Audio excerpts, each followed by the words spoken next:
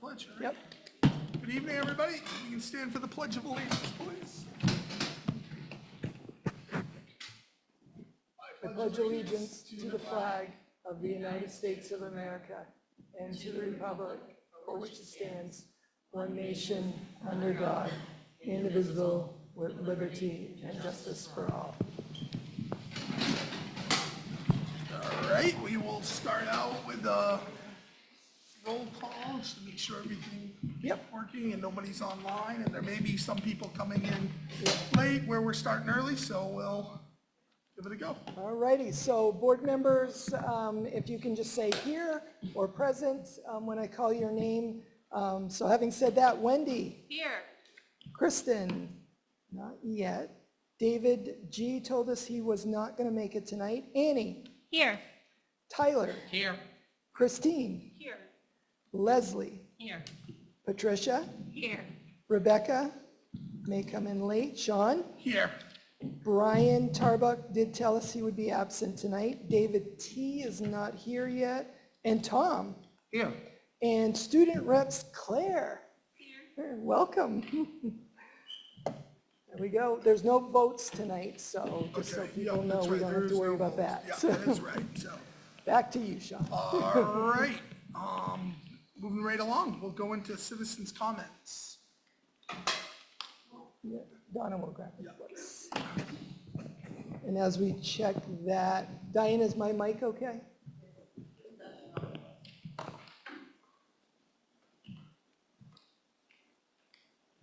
All right, anybody online? Okay, nobody online. So additions, adjustments to the agenda by the board or superintendent?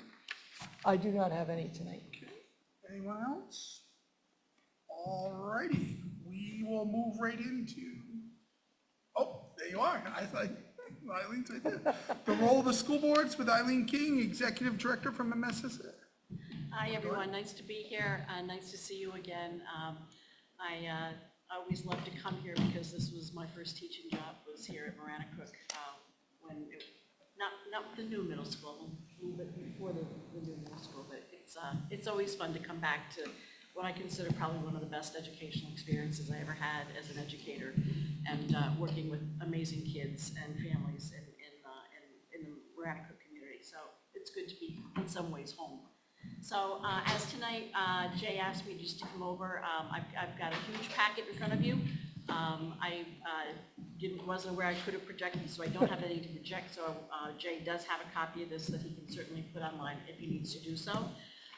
Don't worry about the size of the packet. I usually bring much more than I'm going to cover, and we're going to really focus on school board roles and responsibilities tonight. So in your packet, if you open up your packet, you have the left-hand side and the right-hand side. The left-hand side is a keynote, which I'll be working off of.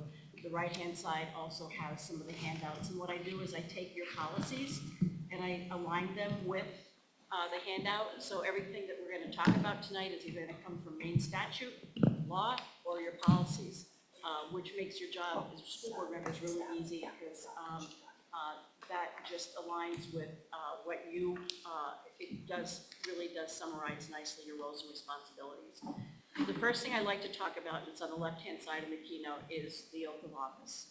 The first thing you did when you were voted and elected to be a school board member was to take an oath of office. And I always like to remind board members of this oath that you did swear that you would faithfully discharge to the best of your abilities the duties incumbent upon you as a school director of our RSU 38, according to the Constitution and the laws of the state.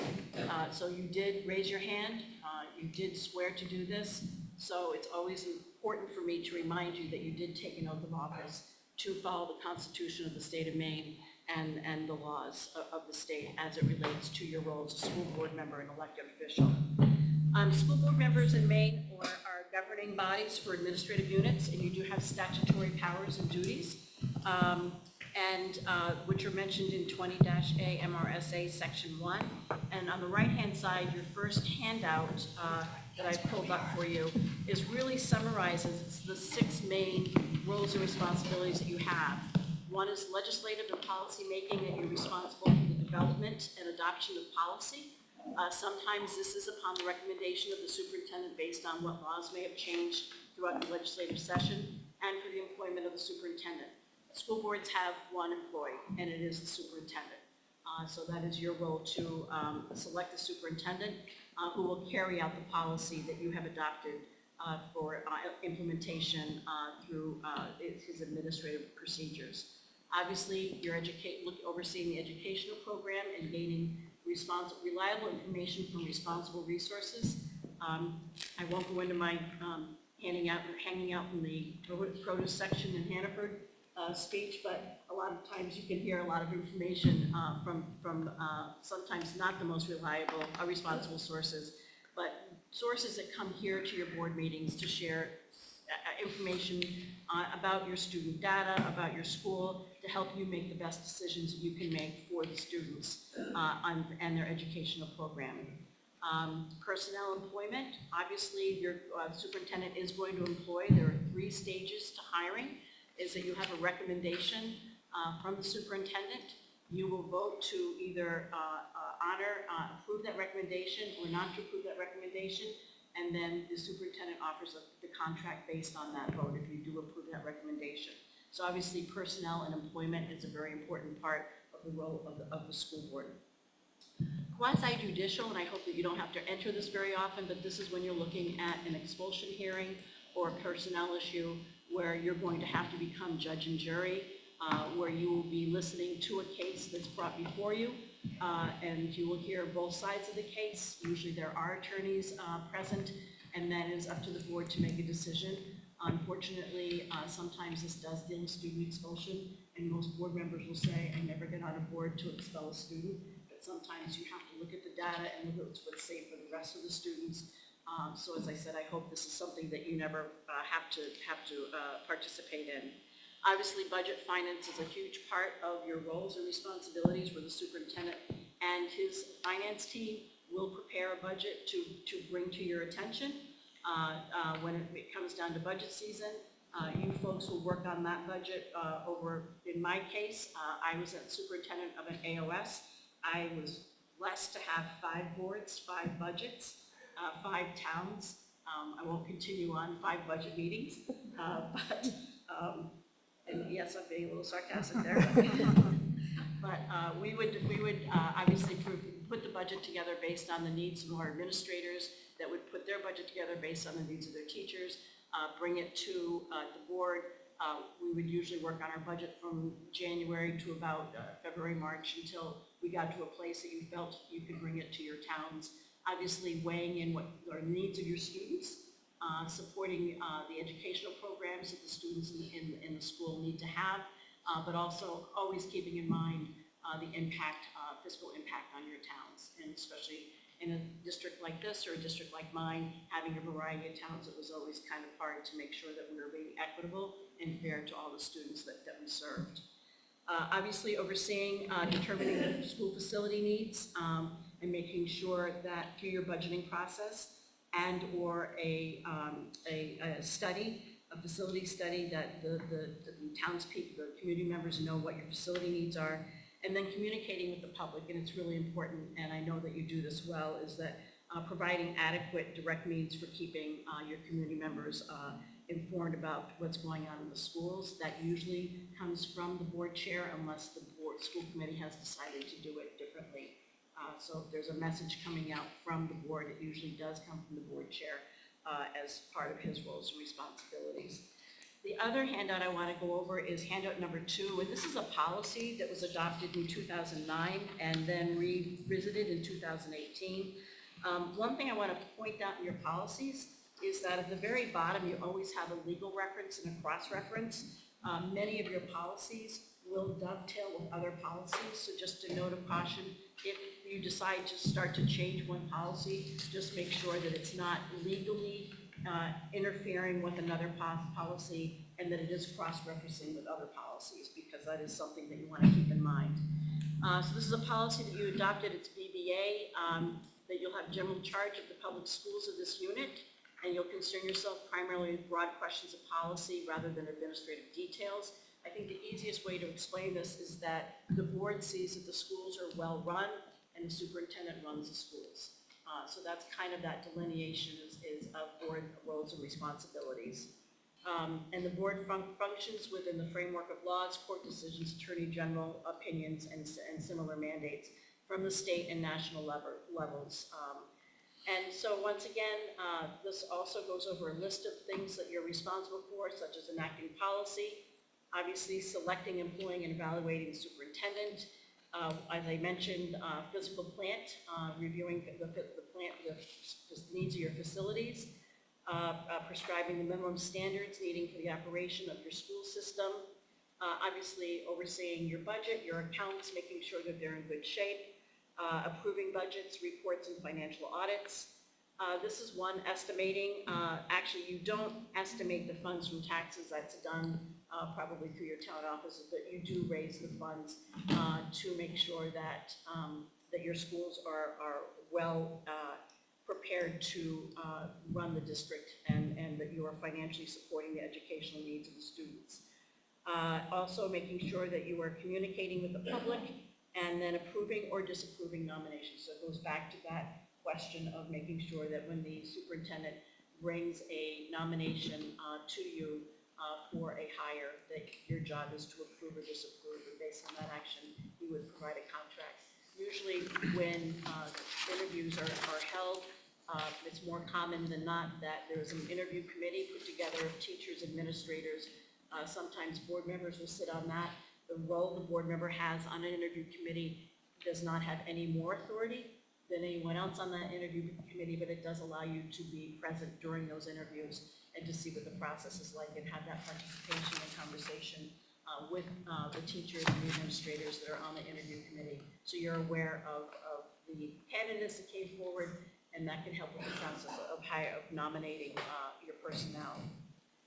On the second page of the keynote, one thing that's important to mention is that all board members campaign as individuals, but when you get onto the board, you're a member of the team.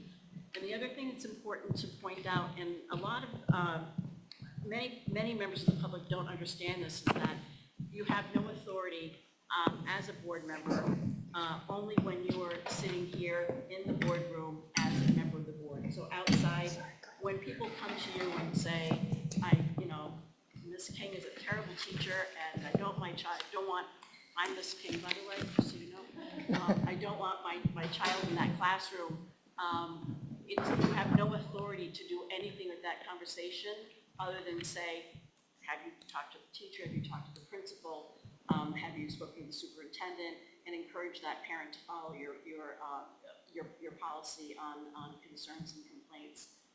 So you don't have any authority outside of this board room at all, unless it is voted to give you authority, and that's done usually through negotiations.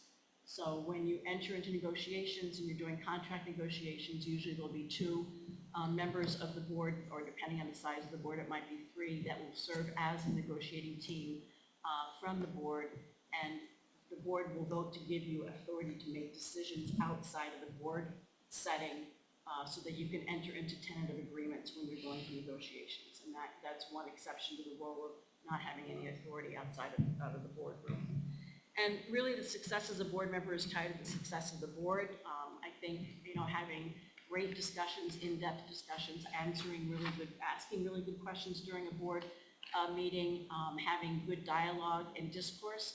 At the very end of the day, the most important decision you're making is about your most important resource are the children and the towns that you serve.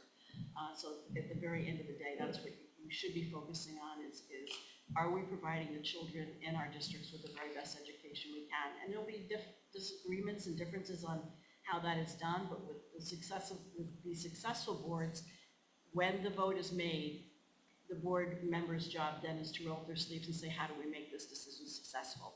And to work as a team and work together because you are serving the children in your town. So it's important to make sure that you are working as a team. The responsibilities of the school board, there's another slide that I'd like to talk about that really kind of delineates, this is page 2 at the very bottom of the of the keynote is the school board selects a superintendent, sets policy, adopts budget, acts as a court of appeals, and also participates in decisions regarding the overall curriculum of the school as it aligns with the main learning results. So you do have the main learning results that does actually drive decisions made with curriculum, but my boards, for example, when we started the STEAM program, it was a brand new program, it was gonna need a new teacher, it was gonna need new resources, and so that program was brought to the board for their vote and their support. So that's when the board's really overseeing curriculum decisions, is when you're making significant changes or bringing in either a new foreign language or something that's gonna cost significant amount of money. Other than that, most of your curriculum should be aligned and tied to the main learning results that we're required to follow.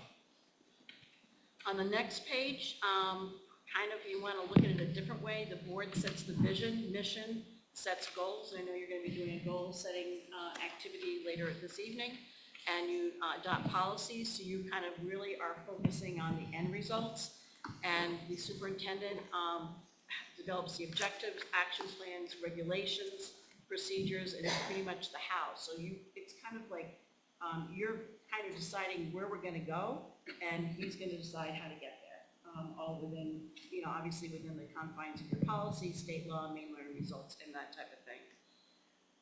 Your policy on handout number 4, policy BDD. So once again, this is a policy you adopted, and it was adopted in June of 2007. It was adopted again by the RSU 38 board in 2009, and then once again revised in 2017. And this really, once again, talks about you believe that you're exercising your legislative functions and policymaking is your most important responsibility in setting direction for the school unit and evaluating the progress towards goals. The management of the schools is the function of the superintendent, and that you hold him responsible for complying all applicable laws, rules, regulations, and for administrating board decisions and policies. So collectively, once again, this is a policy that you have adopted and you should be following, that you recognize the superintendent as the educational leader of the school unit. You provide direction for the superintendent through written policies, objectives, and goals. You give them full administrative authority for properly discharging his or her professional duties. Once again, holding all the board meetings in the presence of the superintendent, and then referring your complaints, criticisms to the superintendent or other appropriate personnel. Obviously, concerns and complaints should go to the superintendent and or the school board chair, and then letting them address them appropriately and according to who they need to be talking to. And then evaluate the effort of the superintendent, but also at the same time let the superintendent evaluate the board. So you can also get some feedback of what's working well for him, and as he works for you, what works really well, and sometimes what may get in the way of doing good work. So I think it's important that that dialogue goes both ways, that you evaluate the superintendent has feedback on what works well as far as his role, from his perspective, his role. One of the things I like to bring up is the role of the board chair. It is a little bit different than the role of the regular board member, but the board chair the board chair's vote doesn't hold any more weight than anyone else's. However, the relationship between the superintendent and the board chair is very important, because that's who the superintendent will turn to sometimes to bounce things off or to run things by. But the board chair tends to be the planner, the organizer, the spokesperson for the board. So if there is a statement that needs to come out from your district, usually that would be developed in conjunction with the superintendent. They would put a statement together, share it with you so you know what's being said. But if there's anyone going to be talking to the press, it will be the superintendent or the board chair. And if there's going to be any kind of announcement, this usually happens in times of emergencies. It would be coming jointly from the superintendent and the board chair. He's a delegator. He might be delegating tasks to some of you, and liaison, confident in the caretaker relationship. So if things are not going smoothly on the board, it would be up to the board chair to kind of sit down and say, listen, we need to work together. Let's have some conversations about how we can do things better, or what's happening that's making you not work with the rest of the board. Not that you're going to agree with everything, but it is important to make sure that once that board decision is made, that once that vote's been made, whether you agreed or, whether you disagreed or not, the board has spoken as a whole. Now we need to make sure that that decision goes forward as successfully as possible. So sometimes the board chair does need to intervene with that. Other duties of the board chair assigns, assists the superintendent in preparation of meeting agendas. One of the things I used to have with my 6 board chairs was I'd have, did I say that again? I would have agenda setting meetings where we would sit down. In the very beginning, I tried to do it in person. Towards the end, it was like we would call each other and go over the agendas, but assist in the preparation of agendas.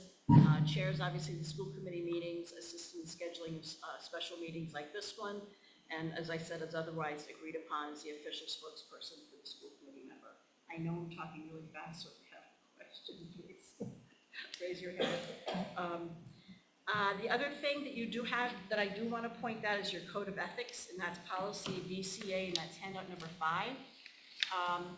And this really kind of summarizes your job and how you will carry yourself forward as a board member for RSU 38, that you view service on the board as an opportunity to serve your committee, that you will think of children first and base your decisions on how they'll affect children and their education.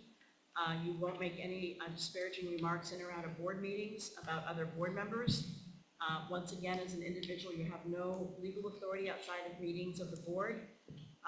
And you'll try to recognize your responsibilities not to try to operate the schools, but to see that they were well operated. Seek to provide education for all children in spite of their needs and abilities. Make sure that every child, regardless of what their strengths or needs are, get the best education they can. Listen to all citizens, but refer complaints to the proper authorities. Don't try to solve problems on your own. Support, once again, a decision made by the majority of the board graciously. Not criticize employees publicly. Make decisions openly after all the facts have been heard. Refuse to make promises on how you're going to vote ahead of time. Making sure that you do, once again, listen to all the data that's been presented at the board meeting. Not discuss confidential business. Once again, all hires, all interviews are confidential forever, not just during the interview process. Everything in the executive committee is confidential forever, not just during your term on the board.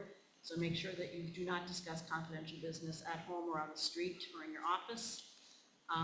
Once again, confine your board action to policy making and planning, leaving the administration of the school to the superintendent. Welcome and encourage cooperation by teachers. We used to find that having our teachers come and do educational presentations was a great way for our board to really know what was going on in schools. And I always found that about every 3 years, the decision about should we be serving chocolate milk would come up in my. Sorry. No, I was just thinking it. But every 3 years, it would come up, and I would march my little second graders out, and they would have a whole big presentation on why chocolate milk was okay to have in school. And not one of my board members could ever vote against them. So I always, when the second graders came out, my board knew what I was up to. So, endeavor at all times to see that the schools have accurate financial support. Once again, that's that fine line to making sure that you're developing a budget that's going to have adequate financial support for the programs, for your school, for running your schools, to making sure that your students have and your teachers have what they need, but also keeping in mind the impact on your taxpayers. And that's always a really difficult walk to walk. And then obviously participation is really important, because you are representing your town and your city. And once again, the board, school board, of which you're a member, you're an agent of the state, and therefore you must abide by the laws of the state and regulations formulated by the Department of Education and the State Board of Education. And that really kind of falls into that MRSA 20-A. If you haven't seen it, this year it's purple. It's a purple book. And it does just have all the statutes that we're required to follow as superintendents and school board members. Ethics and practice is that you represent the entire district. I know that you do you represent different towns, but at the very end of the day, you are a board member of RSU 38, so making sure that you are representing the entire district when making decisions. Understanding your role on the board, understanding the role of your superintendent. Once again, encouraging an open exchange of ideas. I always say silence means consent.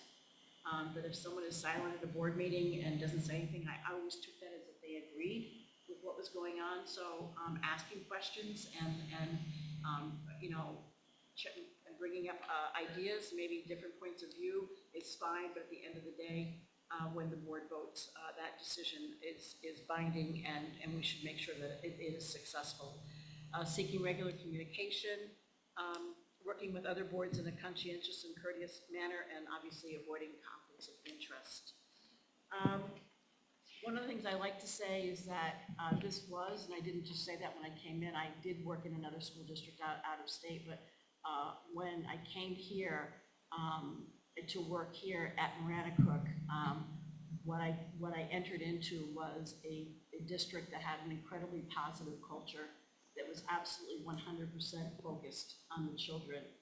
And in my first teaching position, it was out of state, so I won't mention the district, but I always knew when there was a board meeting, because the principal was totally stressed out, and you could just feel 2 days ahead of time and 2 days after. And the board was not a board that worked well together.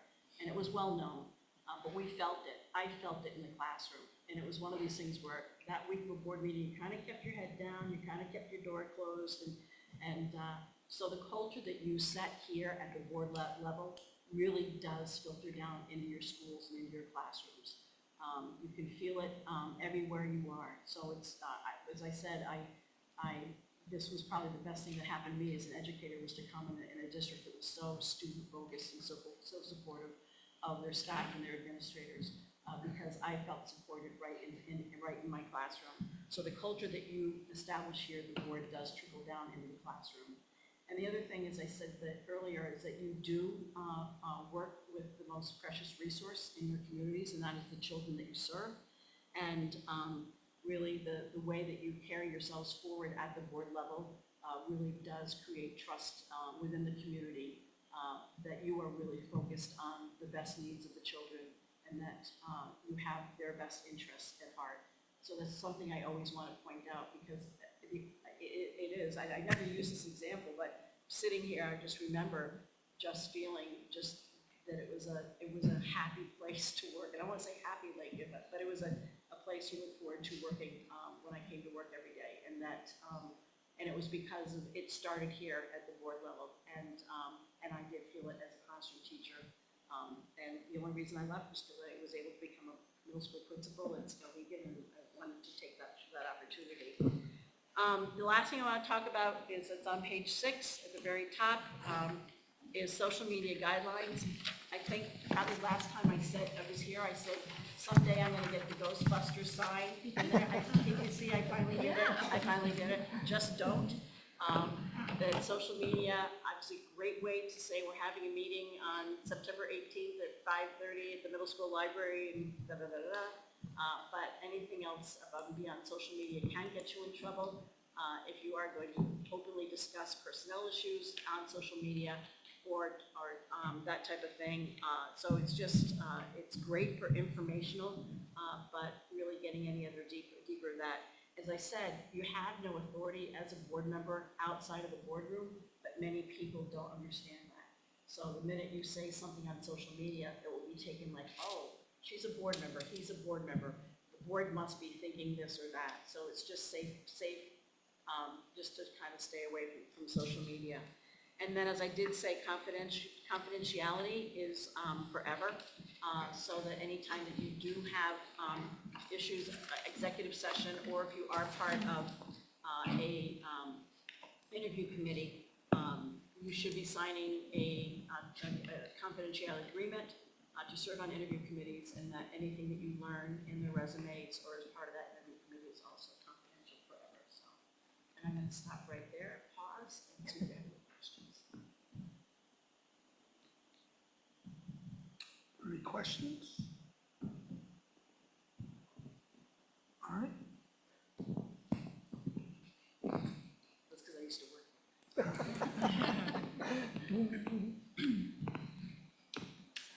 Yeah. No more set? Yeah.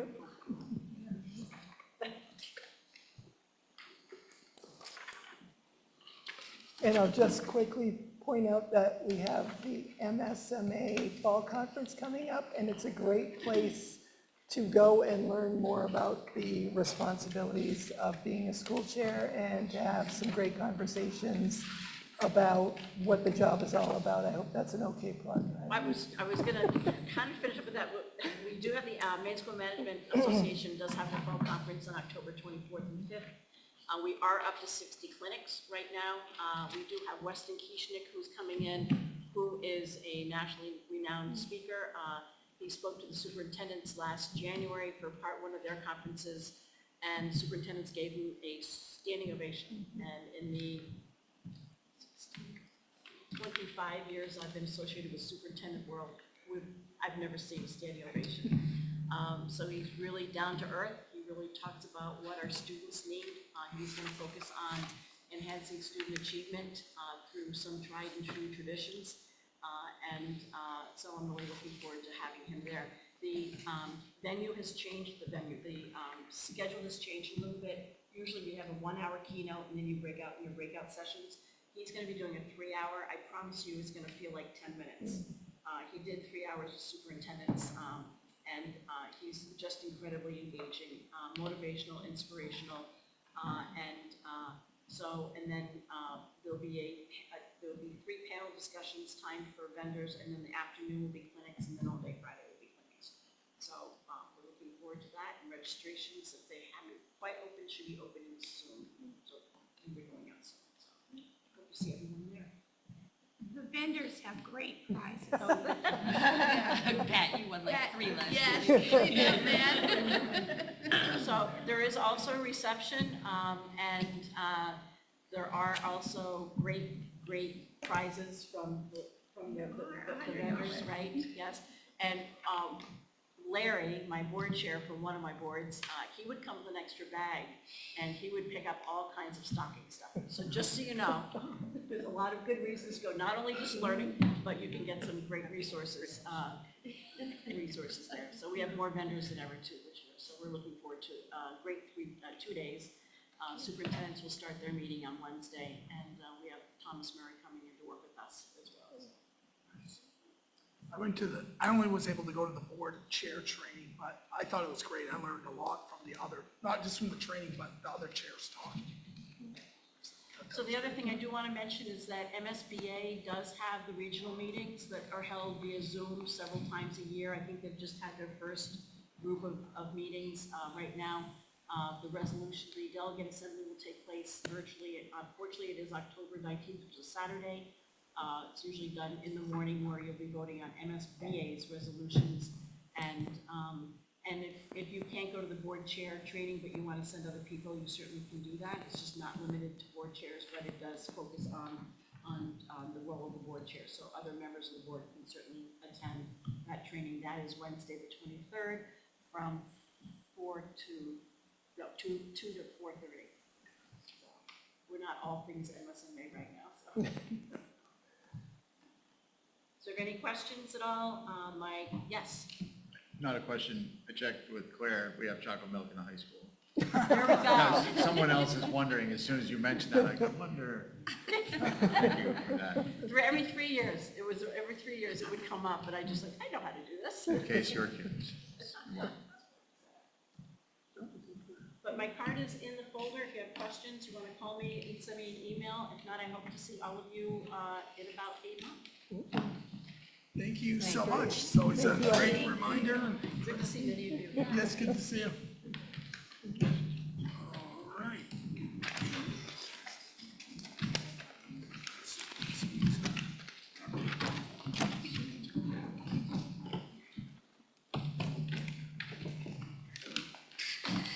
All right. So Karen, if you'd like to Yes. get yourself set up, you're actually next. Yep. Presentation, assessments, and school designations. Dr. Karen Smith.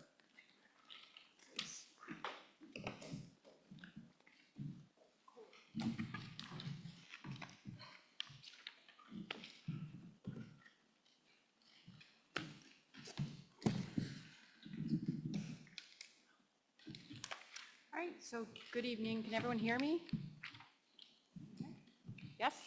Diane?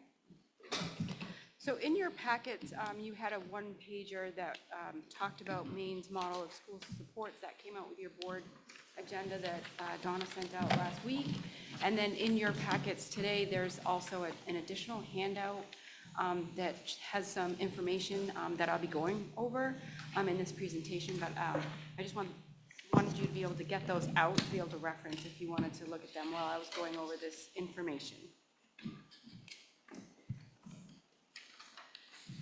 So tonight we'll cover several key topics. I'm going to provide an overview of Maine's model of school support, our recent assessment results from both the Maine through-year assessment and the MAP growth assessment, how these align to our Tier 1 and Tier 3 school data, and then finally how this information connects to our administrative team goals for the school year.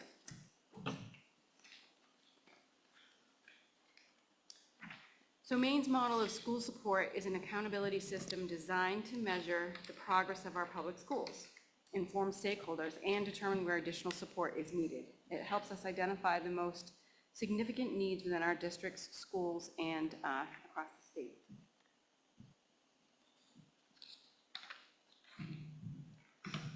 The model uses 5 indicators to measure school progress. These include chronic absenteeism, academic achievement, academic progress, progress in English language proficiency, and graduation rates. Schools receive performance ratings for each applicable indicator ranging from emerging to excelling. These ratings help us understand where each school stands in relation to the state expectations.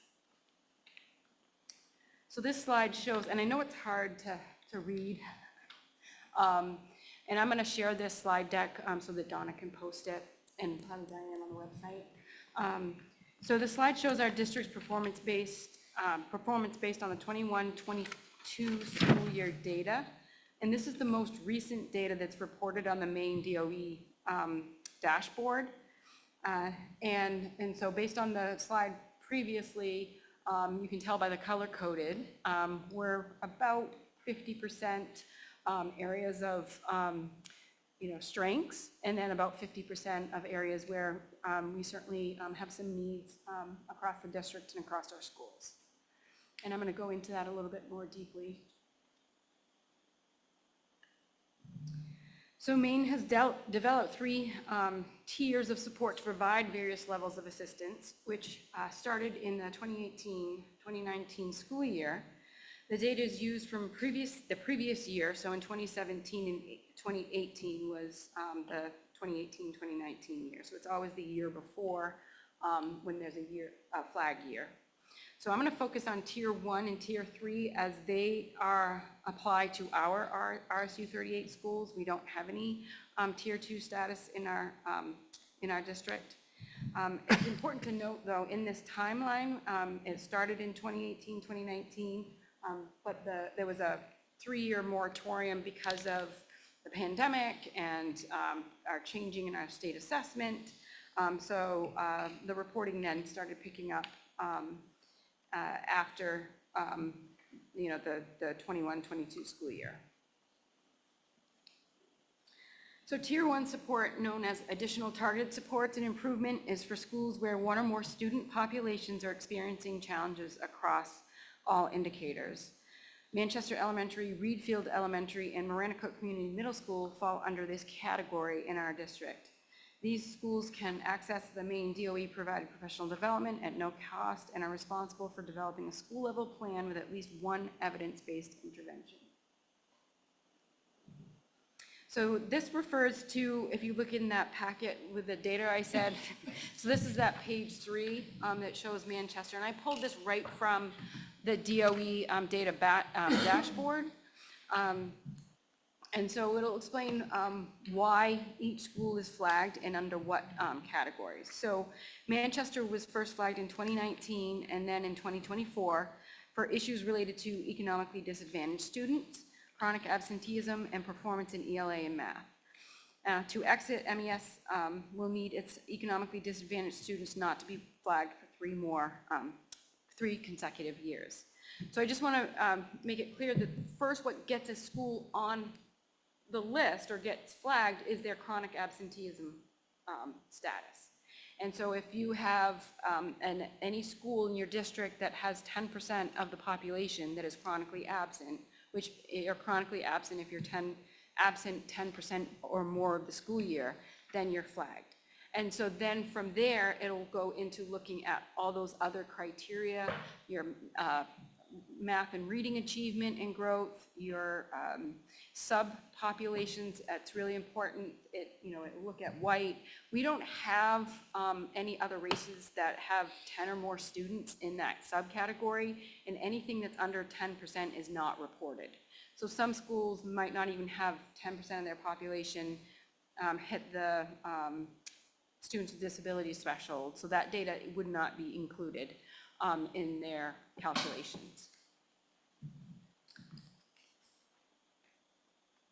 So Reed Field Elementary was flagged multiple times, with the most recent data showing challenges for white students and students with disabilities, the chronic absenteeism and ELA performance. To exit, RES will need its economically disadvantaged students not to be flagged for 1 more year, and white students and students with disabilities for 3 more years.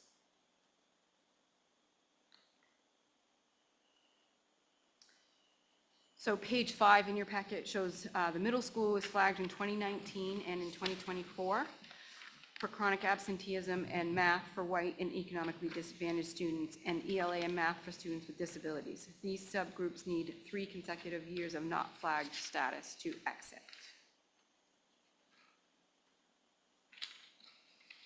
So Tier 3 support, called Comprehensive Supports and Improvement, is reserved for Title I schools where all student populations are experiencing challenges across all indicators.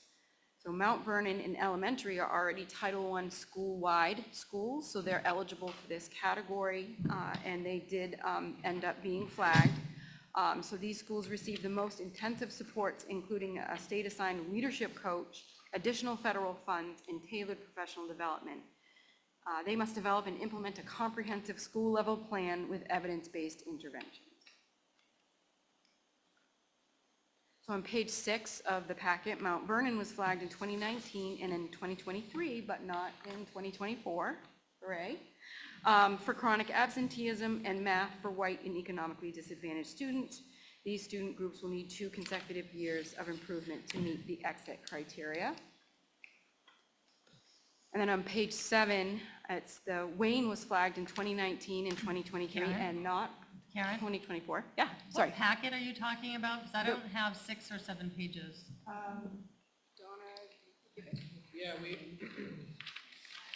Yeah, oh, I have sorry, 3, is 4, it, 5. so the first 2 pages were the ones that came out in your board when Donna sent it out, and so those, This one right here? yeah, there should be yeah. Yeah, and those have numbers on them. This is 3, 4, and 5. Yep. Yeah. Yep. We just don't have the data for Wayne or Mount Vernon. Oh, I'm sorry. That's what we don't We have. don't have 6 and 7. Yeah. Okay. I will make sure that you get those. Yeah. I'll have Donna email them to you, and you'll have those, okay? I apologize. Okay, so Wayne was flagged in 2019 and in 2023 and not in 2024. And so again, remember, that's the previous year's data. So it would have been the 2022-2023 school year that Wayne didn't get flagged because they were below the 10% threshold for chronically absent. And so, but they will still need to have 2 consecutive years for their white students and economically disadvantaged students, specifically in both reading and math.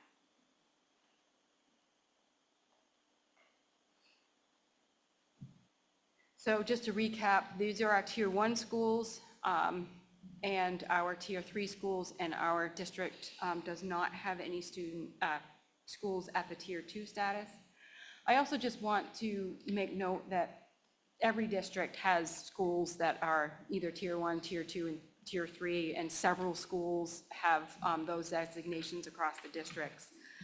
Just pulling up different data. There's an elementary public school in Augusta who's on Tier 3, Honey Middle School's Tier 1, Cape Elizabeth Middle School's Tier 1, Falmouth is Middle School's Tier 1, Alldale Middle and High School are Tier 2. We're not like out of the norm in this capacity, and so it's just the system that the state uses, and talking with other people, oh, it's good to be on Tier 1, as opposed to being on Tier 2 and Tier 3. Michelle and Jeanette can attest to the amount of work it is when you have to have a Tier 3 plan. And I'll talk a little bit about how the principals will be updating you with their plans in November. Okay, so here we are, the school plans for our Tier 3 schools.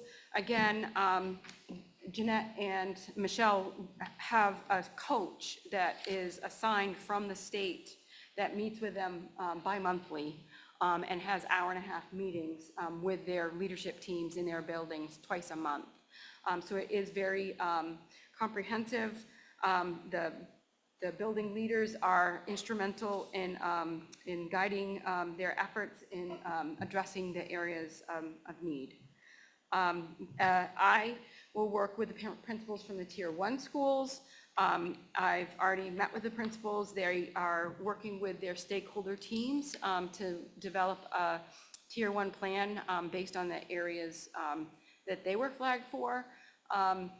The requirements from the DOE from the Tier 1 is that we do what they ask us to do, and then at any point, if they were to follow up, that we could present the plans and say, this is what we're doing, and we can explain it. So by doing this school board presentation and then having the principals update, we are definitely meeting the mark on our requirements in that regard. So now I wanted to be able to look at the data from last year. So we have, the DOE has not come out with the 2025 data yet to say which schools are flagged. And it would be based on the 2023, 2024 data. So last year was the first year as a district that we collected the data on our chronically absent or absent students at a level that we haven't done before, reviewed it, the building levels reviewed that data on a regular basis, and Diane McGregor was able to pull that information and get an update every month of where we're at with our students' attendance data across the district. So that was huge. And I know that looks really small now that I'm pinning up here, but you can see where each school landed with their chronically absent information. And the orange is chronically absent or severely chronically absent. And the green is you're good, and the yellow is like you're on the borderline. And now I don't have that in front of me. So I think Manchester landed at 12% for chronically absent by the end of the year. Mount Vernon was 10%.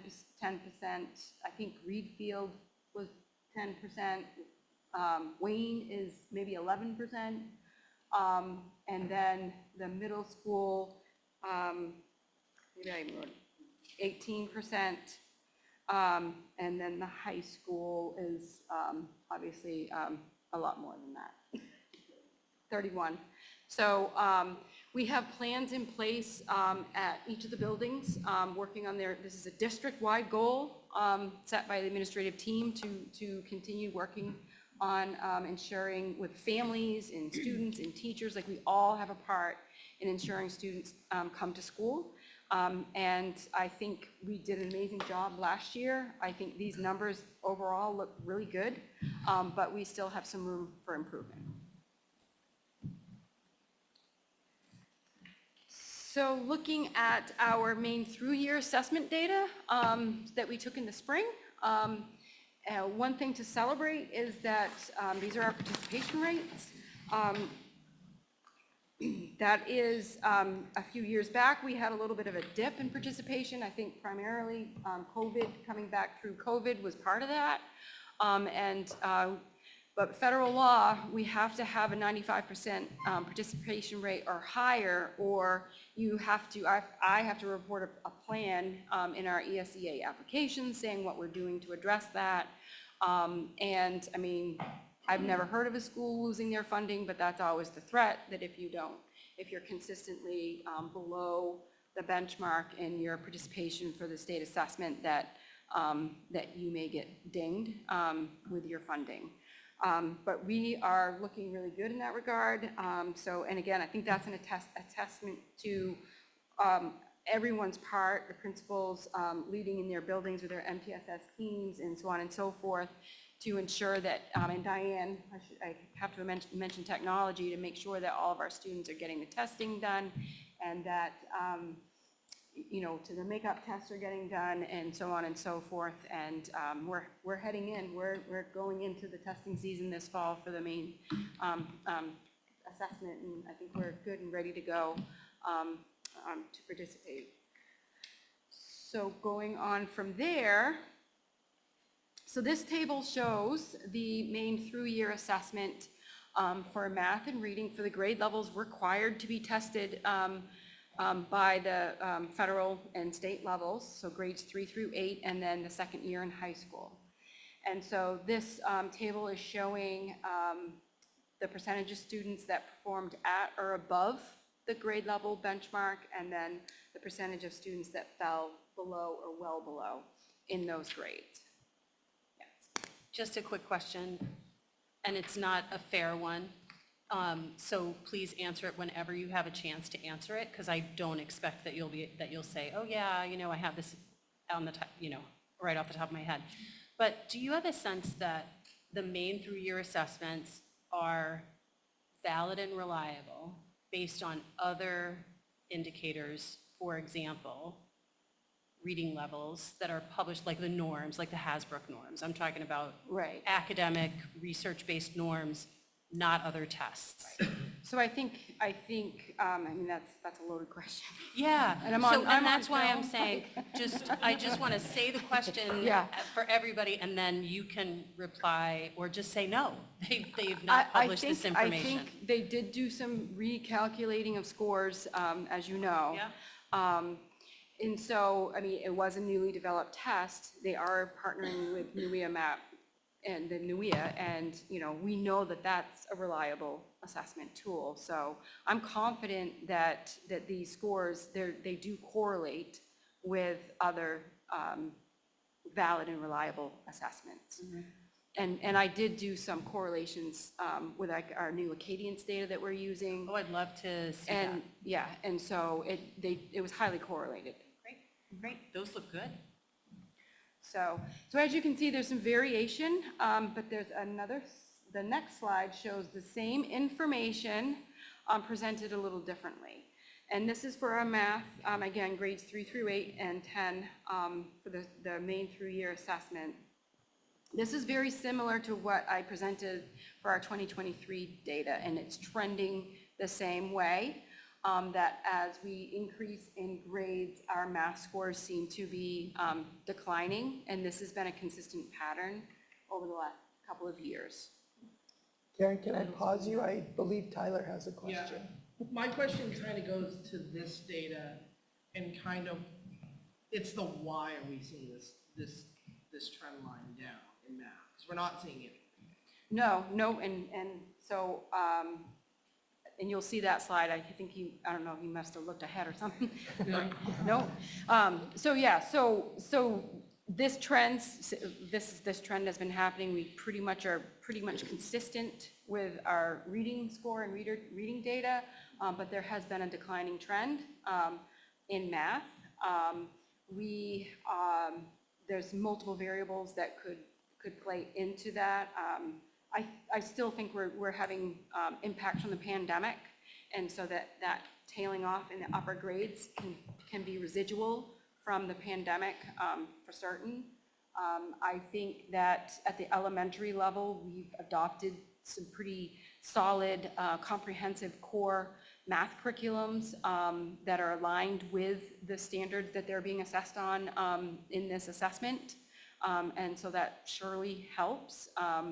we are, and I can only imagine that we're going to start seeing that impact as the kids get into the upper grades by shoring up those foundational skills at the elementary level will actually have an impact when they get to the middle and high school level.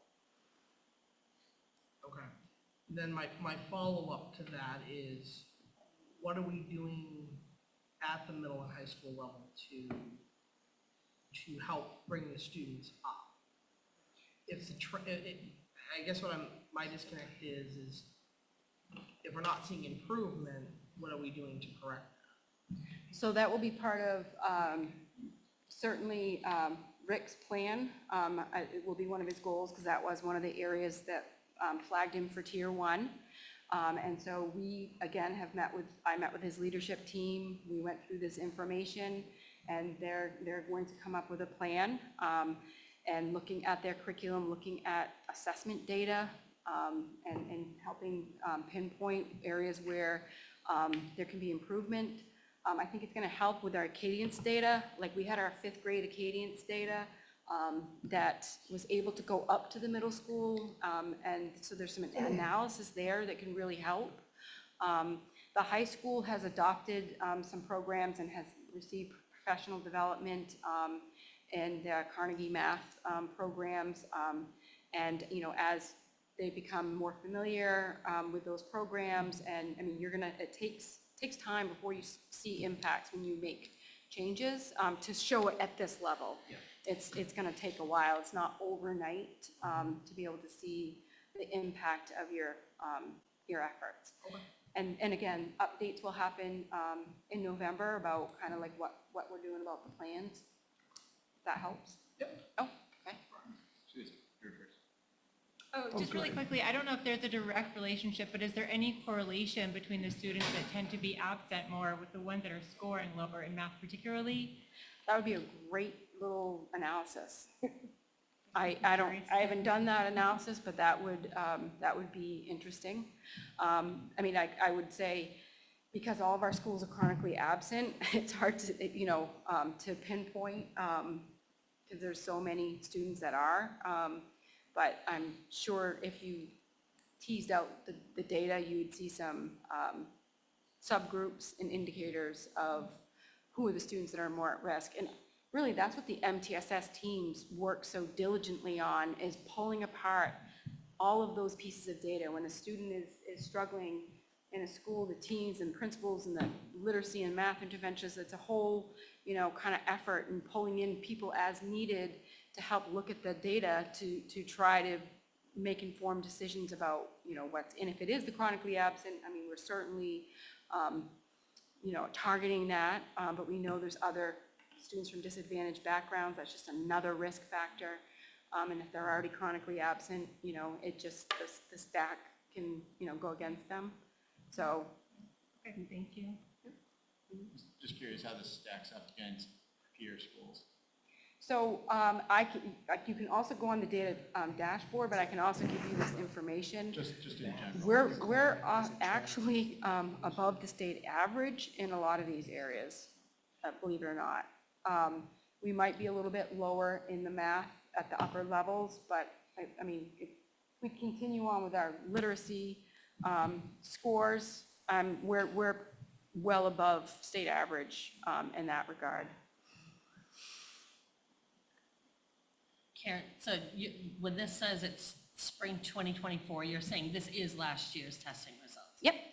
Okay, because I'm trying to place my kids just from a point of view. Right, yes. So, So when you're looking at the 3rd graders, that's your current 4th grade group. right. So, but there is oh, hold on. Can we go back to math for a second? The shift is very dramatic between elementary and then to middle school.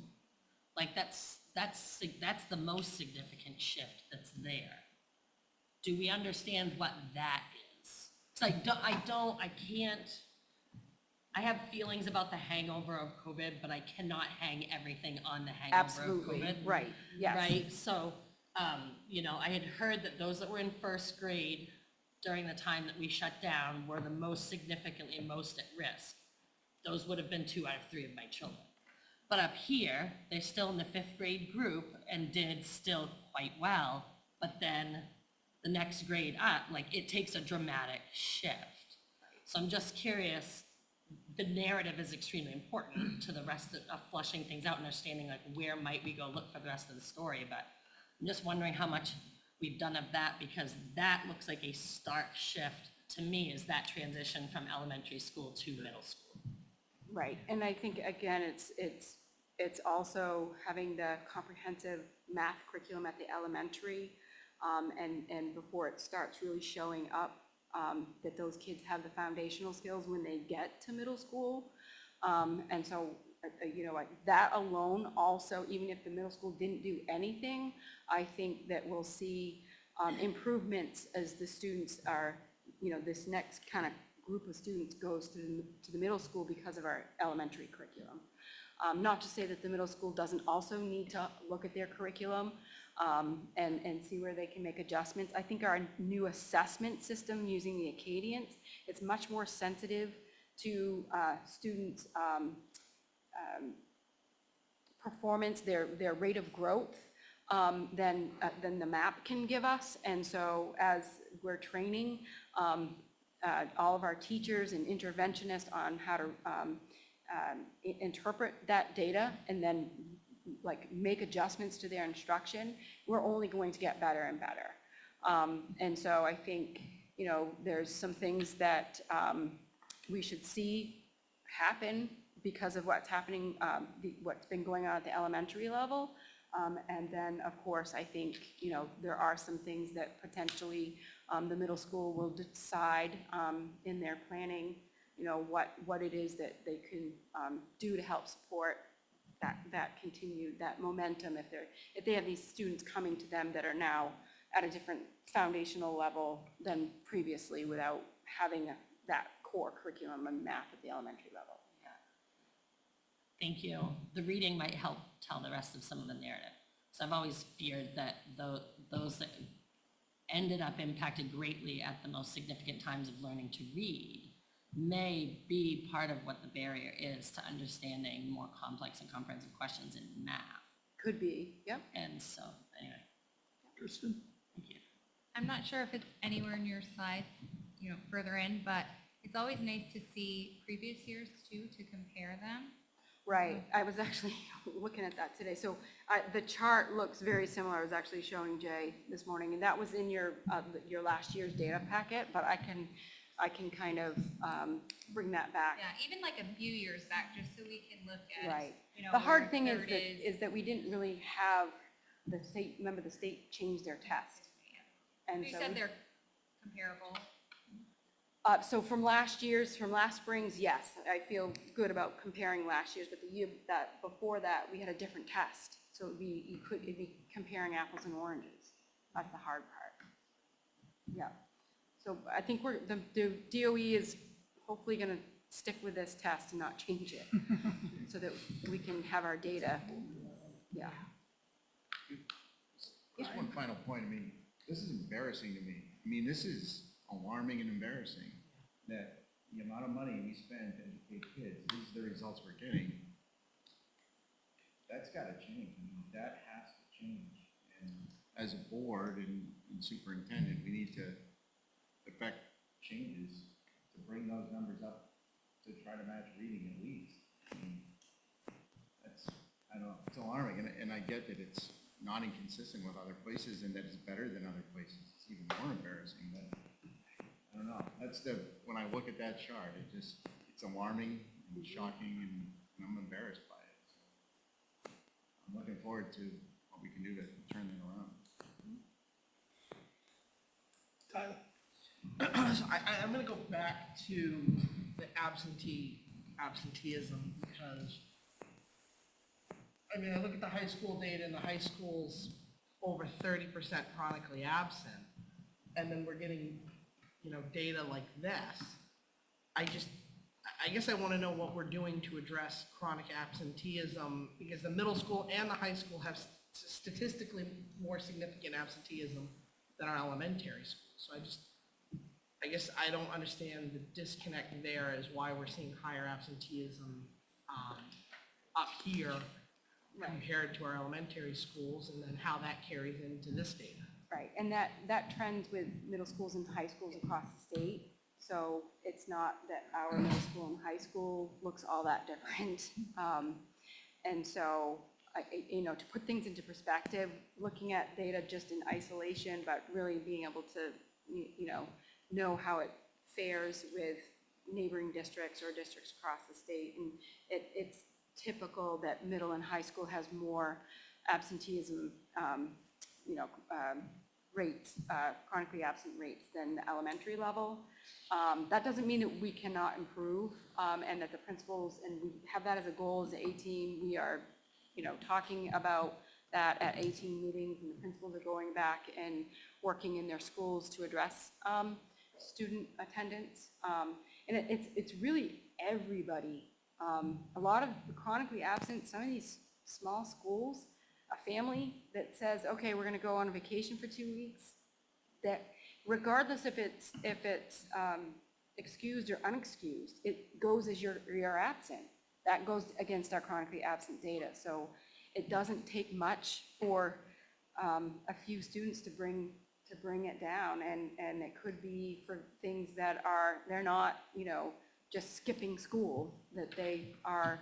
And so I think there's a lot to consider, even though it seems like it's like a real problem, and I'm not saying it's not. There's a lot more that goes with it. Can we slice that different? Yes. I know I'm guessing we're required to look at things in some certain ways, but can we by choice slice that way different?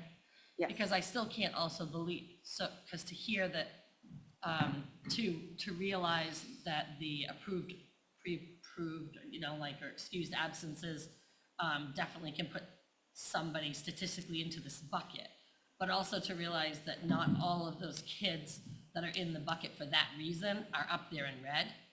True. Do you know what I mean? So like, Because, I mean, I look at that data and it's 100, I mean, that'd be over 100 students that are chronically absent at high school. Somebody would So- notice. Like, I don't, Right. And that's their absent 10% or more of the yeah, school year. but it's still 100 students that are absent 10% of the school. So that's 17 days. 17 days. Yeah. and that's whole days. Is it ever partial that falls into that? So it does, in the Power School, when they enter it in, it calculates it and so forth, yeah. So if sports team have to leave school at 12:45 in order to be at a sports No. because we That's what struggle. That's what it is. And that's not what No, it is, that's but I'm not just what it wondering is. about No. the partial day absence. Like, what is I just didn't know if partial days also factored in or whether it was whole days. So Diane does, at the high school it does, yes. So if they were at the dentist, they come in late? Yeah, all that. Right, if it's more than 50% of the day. Okay. But I think also that it's fair to say that nationally, these numbers are really up. I mean, this is not my sense in, working as a school administrator and as a school psychologist for 30 years, is that parents and families approach school attendance very differently now than they have in the past. And I don't know if the administrators here, think the same thing, but it's just really remarkable. It's a very, very different culture we could theorize as to why, but it's just different and it's everywhere. And I know that that does not mean that we accept that and say that that's okay. I just also want to draw back to when we were having budget discussions and we talked about keeping some really key positions in the budget. And I'm so glad we did that, because having a principal in a school, I don't know the data on this, but I am going to try to find it. I'm pretty sure that that would increase student attendance just because of connections with families. I just think that's really important, and I'm so proud of this board for doing that. Claire had a question. I want to make sure. I wanted to go back to the math thing. You kept reiterating about elementary school and helping the elementary school. Are you doing anything about the high school level? Because it seems like 10th grade So, is the worst. right, so And they everyone's have talking adopted question. some math curriculum, Carnegie Learning, and have received professional development in those curriculums. They also have an MTSS team and a math interventionist at the high school who are providing intervention services and supports for those students that are needing extra help in the math curriculum. And so there's assisted study halls. So there's a lot going on to support students. And there's a factor of like how seriously a student takes the test, right? And so making sure that does that really reflect the performance of our students in is everyone giving the assessment their best effort it's a question, right? And so that's the other thing, working with students about taking the test seriously and taking your time. But this is a snapshot of that testing window when a student takes it. So Proceed. Sorry for another question. This will be my last one. Have you overlaid this data, or have you thought about overlaying this with achievement toward standards, grade level standards, to see if it's the test, or if, does this make sense given what you know of student performance in your curriculum? That's not really a you question. I think that would be like a Michelle question maybe, or are you both talking of you? Or... Right, so you're talking about the high school level? Yeah, I mean, it's just interesting. You just said, you commented about the seriousness with which students would approach the test. And we think about that sometimes when we look at these test scores. And I was just wondering if for example, in grade 10, 67% of students being well below or below what's expected at that grade level, if that aligns with their performance on Common Core standards. So that's right. So you mean within that would help us answer that question. Like, right. Yes, this is data that makes sense given our kids' performance in the curriculum. That's kind of what I was just wondering. Right. So a correlation with they don't have proficiency-based grading at the high school. Okay. So there's no real way to do that. The courses are aligned to standards, and there's key priority standards in each course. And right. So so they are tracking standards, but they're not doing it in a way like in Power School. Yeah. Probably not. I would have been surprised if you'd said yes, but that's just would be a really interesting way of checking the data and making sure that everything is, that we're looking at stuff that makes sense. I mean, that's a good way to approach problem solving too, is, okay, we really have a good sense of where the deficits are.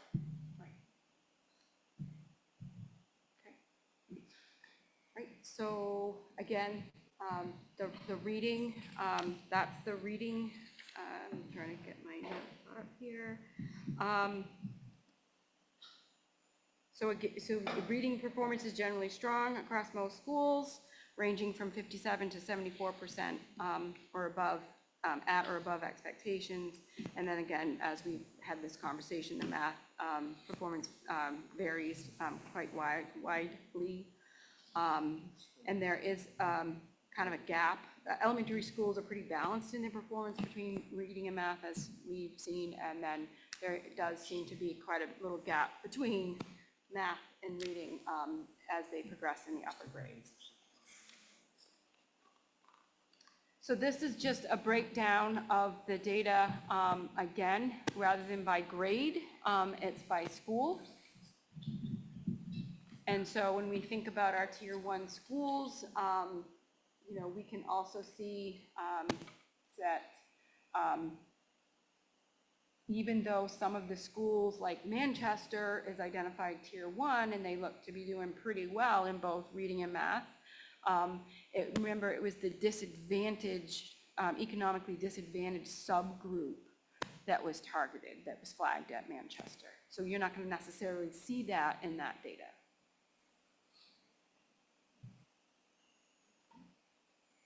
And then the next one just shows the graph of it, just a different visual representation for math by school. And then the next one is reading by school.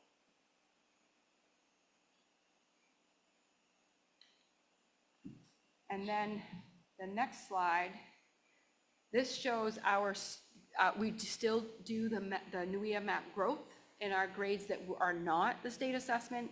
So for grades K1, 2, and 9. And so this shows our spring achievement. And at the map growth, they have low, low average, or average, high. And so that shows the breakdown. And I think you can see that similar trend, that reading is still significantly strong, but certainly, you know, I think those scores overall look pretty good. And then that just shows it by school. And that's their growth. So one thing, so the difference between the achievement is by percentile. And so this is the growth, I'm sorry, it's 50th percentile means average.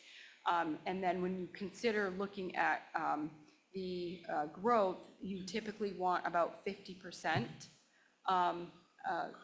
to be at 50%. So we, for the most part, did very well with our map growth in that regard, hovering around the 50%. Of course, I'm just going to point out Wayne in math, and I'm sorry, in reading at 62%, that's well above in growth. So you can kind of see some outliers there. Reedfield for math. I'm sorry, yeah, Reedfield for math, yeah. And again, thinking about the tier 1 school status and how this might correlate.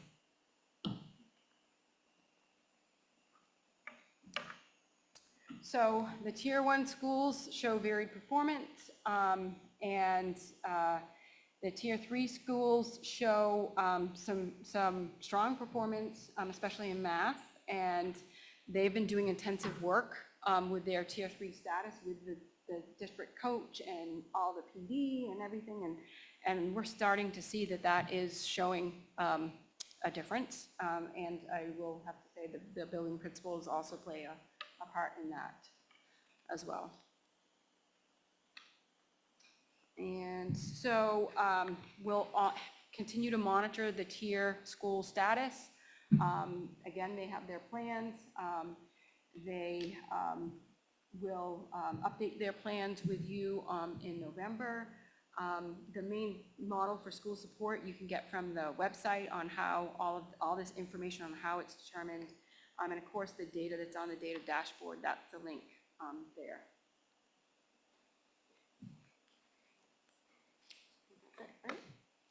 Okay. All right, thank you, Karen. All right. It's a lot of data and a lot of different ways you could slice it. So we will make sure. So we will make sure that you all get a copy of this, because there was, as Karen and I talked today and reviewed it, there's a lot of information there. So you may review it and then have other questions, and you certainly are welcome to reach out so that we can get you answers to those questions. But we will get you the full slideshow so that you can kind of process it, not in a hot, stuffy cafeteria, which is challenging. So I appreciate all of you guys' questions going through that, because it's a lot. It's a lot. All right, moving along, school board goal setting. So, Is it okay if I just quickly point out Nope, go the ahead. summer school information? Karen put together a one-pager, and on the back of that is the budget for summer school. Just want to remind everyone that come budget time, we are going to have to discuss a continuation of summer school. So I wanted to make sure that you guys could see kind of what the overall budget looked like for summer school, because again, we will have to discuss how we're doing that, because this was the last year that the ESSER funds paid for summer school. So moving forward, we would have to move it into our regular budget. And I know that's maybe a discussion for a little bit later, but just wanted to point it out to you. thanks for flagging that. I'm gonna ask the question that I asked you earlier, just in front of the whole board. Under transportation, there's a recommendation to consider providing busing directly from students' home to summer school. Can we get a cost estimate on that? just so that we have that to evaluate as well. Because I personally think we should provide that, so that way it's less stress for parents. And if it's not an unreasonable cost, I think we should move to support it, especially when we're looking at a program that only costs now $77,000 against a $23 million budget. So this does not include transportation at all for students to summer school, is that right, the 77? No, it does Yeah. include it, the 169, because we just dropped off at schools. We went to school locations. We didn't go to individual houses. So that's why the travel line is a little bit less there. Pretty low. Yeah, it's very low. 165, yeah, okay. Yeah. Yeah. So Thank that was a you. good question. So it was going to schools, not, Right, right, gotcha. not to individual homes. We had drop-off pickup points at each elementary school, so. Was there a reason why 40 kids in the middle school were invited but only 10? That's a parent choice. We invite them, we can't make them come, so that's a good question. But transportation can be that barrier. It could potentially be a barrier. That's a good point. Yep. Would it be too late to poll to see from those 40 parents if transportation was a barrier? That's a good Could we, I mean, because it's question. probably a pretty big nugget if you're gonna go drive around and pick up kids anywhere in the district. But if it was a barrier, Yeah. and it's the only way to do it, to find out. I mean, So we can let me guess. look into that and get back to you. How's that? Because I'd rather know. Yeah. Right. 'Cause some parents are just like, no, my kid's done school, I don't want him to go. I mean, I heard that from, Because we would still keep a cumulative list of all invites, Yes. oh, yeah, yeah. Yes. even, right? Yeah, so I don't know how, maybe people wouldn't answer, but maybe they would. Yeah. Let me look into that and I I think will it's worth report a back. shot, because all of this, even with the data, there's a parent involvement element, or a family involvement. May not be a parent, but there's a family involvement element. And I think sometimes, or at least there was at least one year, I think this happened for me, I just got the invitation so late. Yeah. Or it felt late based on what I had already put in play, that like I couldn't change what I had in Yeah, place. yeah. No, understood. Oh, John. Oh, whoops, this is, I'm seeing everything. We have bringing up. Oh, you did, okay, go ahead, sorry. I just have a question, something that stuck out to me, under middle school grades 6 through 8. Can you just tell me the science and executive functions, those two curriculums, are those on iPads? Or I computers? don't believe Computers so, or iPads? no. Okay, but Dreambox and Lexia is? Okay, so 50% of the time they're on screens or iPads, or is that? I'm gonna be honest, I do not know the breakdown of the schedule in the day, Okay. but we can look into that for you. Okay, Okay? I'll make a note and we'll get back to you on that.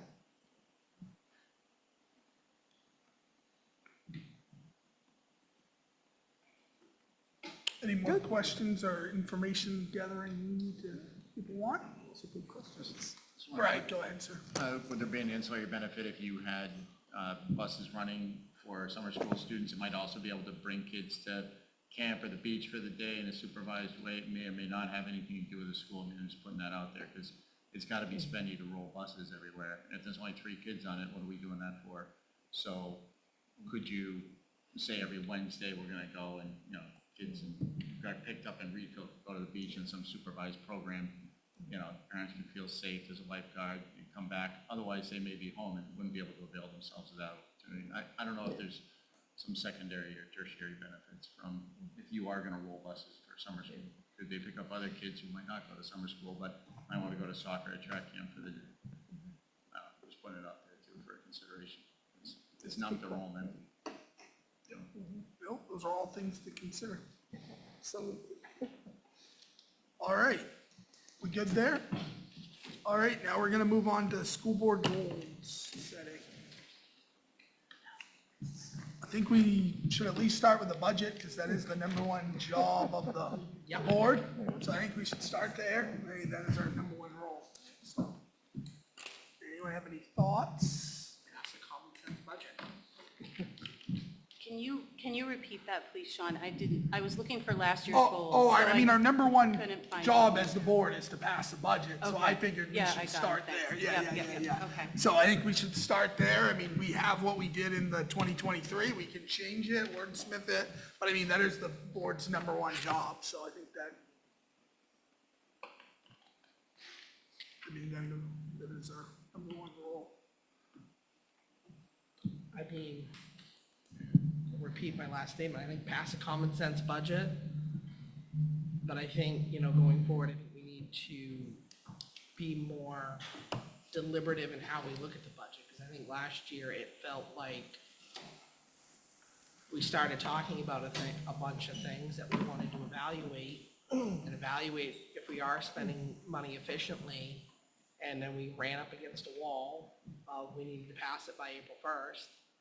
And all that discussion time just kind of went out the window because there was a drop dead date, we needed to pass a budget. So I think definitely having more time to evaluate that budget. I know, sorry, No, were you done? My apologies.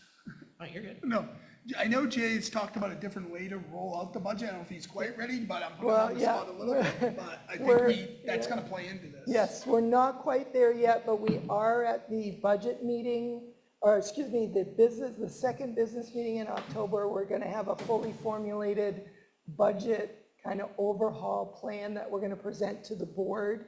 And just to hit a couple of highlights, one of the things that we're looking at doing is having a full budget number right at the beginning. So that way we can then kind of say, okay, this is what it looks like. And now we've got scheduled meetings to be able to kind of say, what adjustments do we need to make to this budget? And one of the other things we're talking about doing is presenting it by a warrant article versus just a kind of a, just saying like it's this school that's asking for this. We're actually gonna kind of tie it back to the warrant articles themselves and work that way. We're also proposing that the board appoint a smaller subcommittee that would make recommendations to the full board. So like, we're gonna bring that all formulated with like dates and all that kind of stuff to you guys. That's just kind of a couple of highlights on that. So just so that you guys know, and I think Tyler's point is well taken. I think everyone in my office, the administrative team, and I know the board as well, the ones that I've talked to about it, found the budget process a little arduous this year and a little taxing, and we're looking to try to, how can we, it's never going to be perfect, but I think we can come up with a model that works a little bit better and doesn't put us under the gun, as Tyler referenced. So. Pat, go ahead. Would you include a member or two of the communities in that budget? So we have a committee? plan, that's part of the plan as well, that will be brought forward to you, so I'm. That might be helpful, Yeah, because Pretty then much they could what help we explain it. Leslie? I also, only speaking for myself, that when we do have presentations, if we don't have a chance to see a deck ahead of time to be able to process the types of questions that we might have, when you get the presentation, sometimes it's hard to formulate those questions in the moment to say, did anybody have any questions or any discussion? I know personally, I'm not always processed all far enough to feel like I can ask a quality and value added and organized question that's more meaningful. So when Eileen talks about silence, as consent and agreement, sometimes it's just, I'm processing, and it happens sometimes too fast to be able to say, I don't know, I guess I'll have to try and figure out how to bring this up again next time. So instead of us making continued forward progress, we sort of run a loop that's going forward and backwards all at the same time. So I don't know if that will hit some of that. Yeah. A deck, of course, being sent without explanation is not intended to be the presentation. I would say that up front. Just the chance to look through and go, oh, this is what somebody is thinking. Okay, I have a few ideas, and they may answer them when they give their presentation. But at least knowing, like, oh, in case it doesn't hit it, I'll have scribbled some notes. yeah. So I just want to address that very quickly.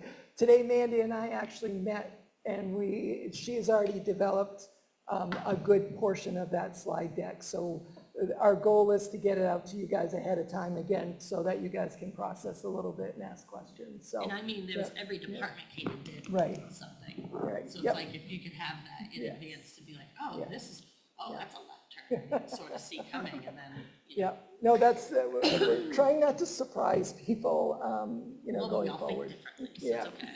Yeah.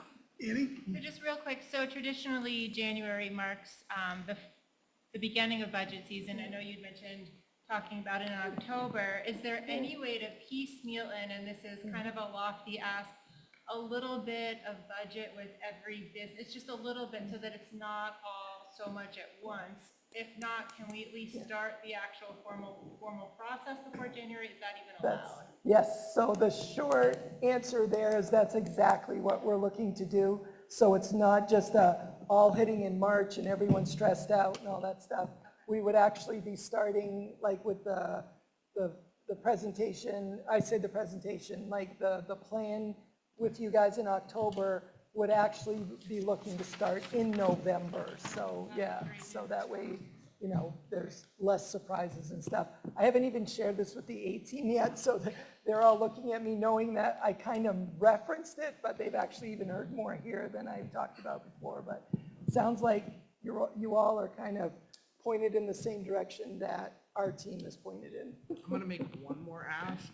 If we're gonna get charts, can we have them printed out? Because I know last year I was trying to read specifically the technology grant spreadsheet and the facility spreadsheet, and I had no idea what I was looking at. I have decent eyesight, but I can't read small text Yeah. on the projector. Yeah. So if we can just have all of that either printed or have Wi-Fi so I can like bring my laptop and just read it on my laptop, that would be Yeah. huge. Good suggestions. Brian, go ahead. And I just want to say thanks for doing that. Evan, this was my first year last year, so this next year I know a little bit more how to expect things to roll, but I think that'll be helpful. I'm glad you recognized that, saw that, and you're taking action, so I appreciate it. It's good.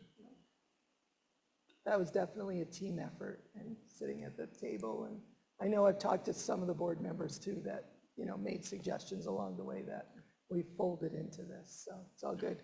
So what about a goal? Yeah, so how are we gonna transfer that into a goal? Somebody have a wordsmith or a general idea, because that's kind of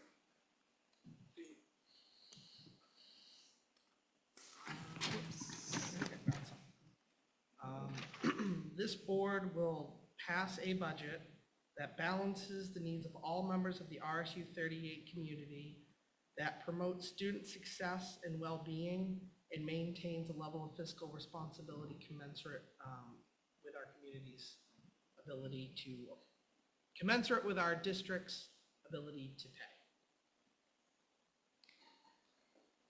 Somebody wants to make that less wordy, go ahead.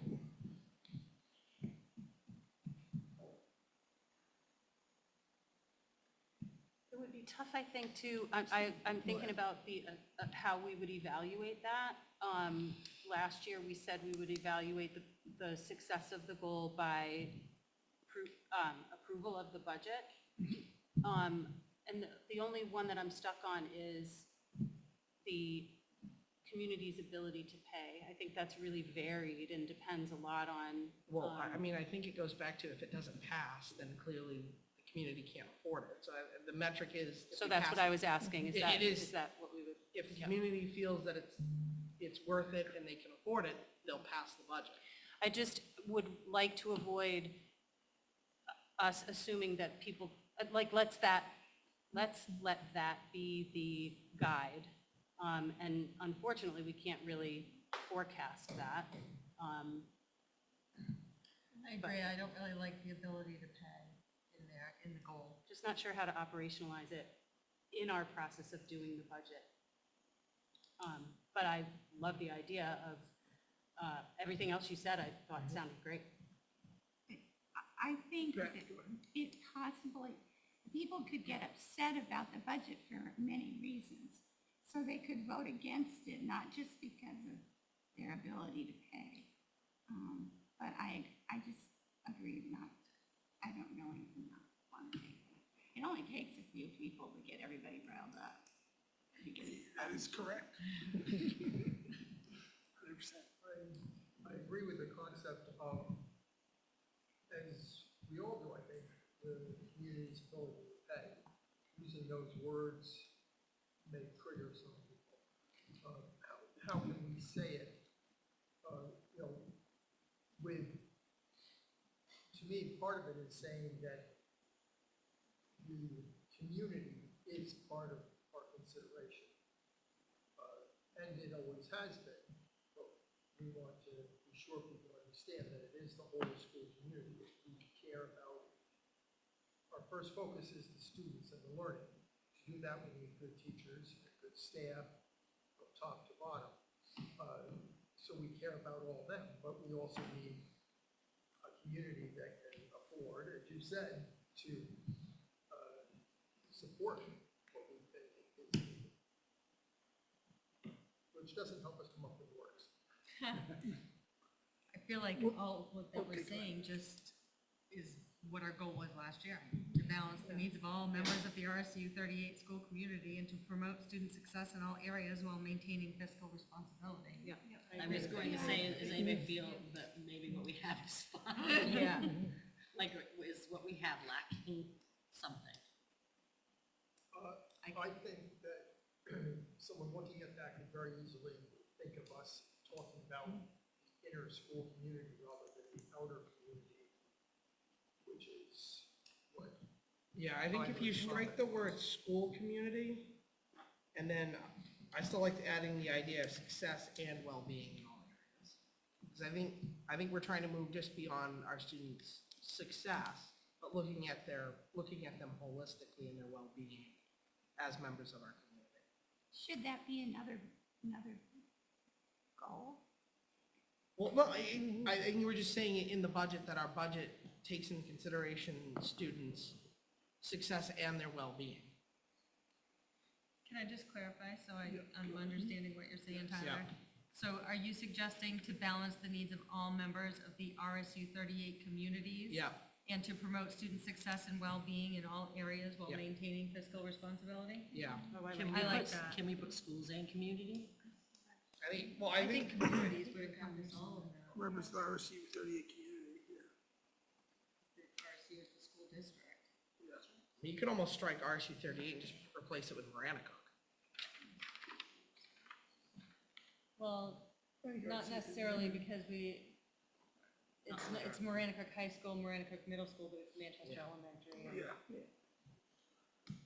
Maranacook area schools. I think that, anyone have any objections with how Rebecca read it? No.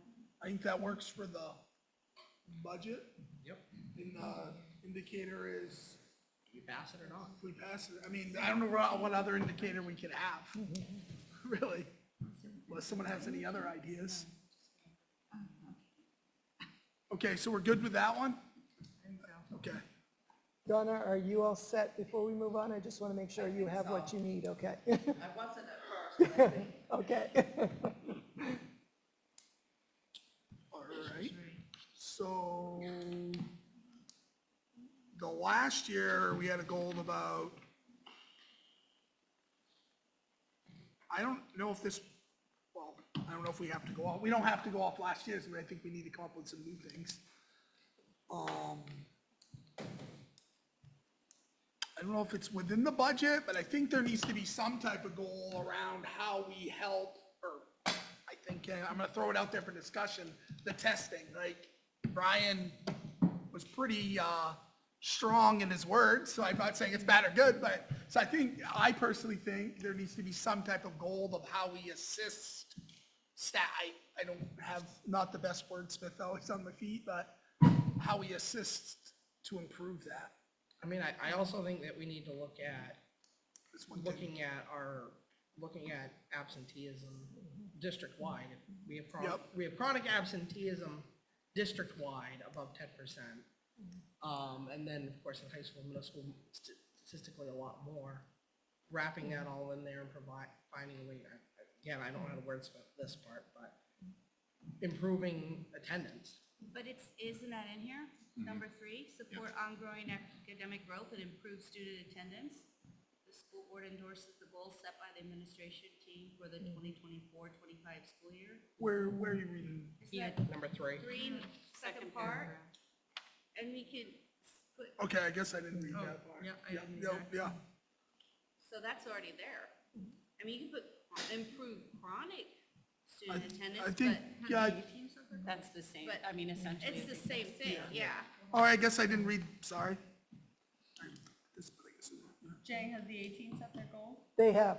I have copies that I'm going to send around That to would be you helpful, guys, yeah, yes. there we go. Yeah, good call. Yeah, I brought them because I had a feeling you guys would ask. I think I may need And then more I mean, the I guess other I would way, make the so. same modification to 3 that we made to the budget goal and just add support student success and well-being. Because I think absenteeism is You need any more? more of a byproduct of student well-being than it is student success. Thank you. Yeah.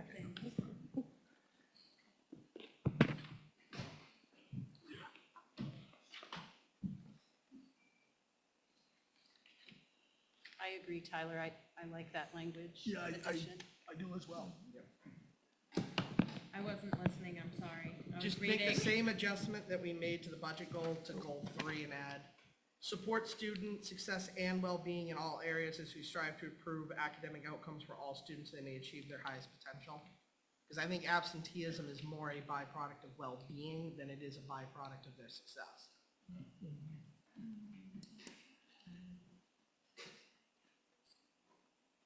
Yeah, no, I like that.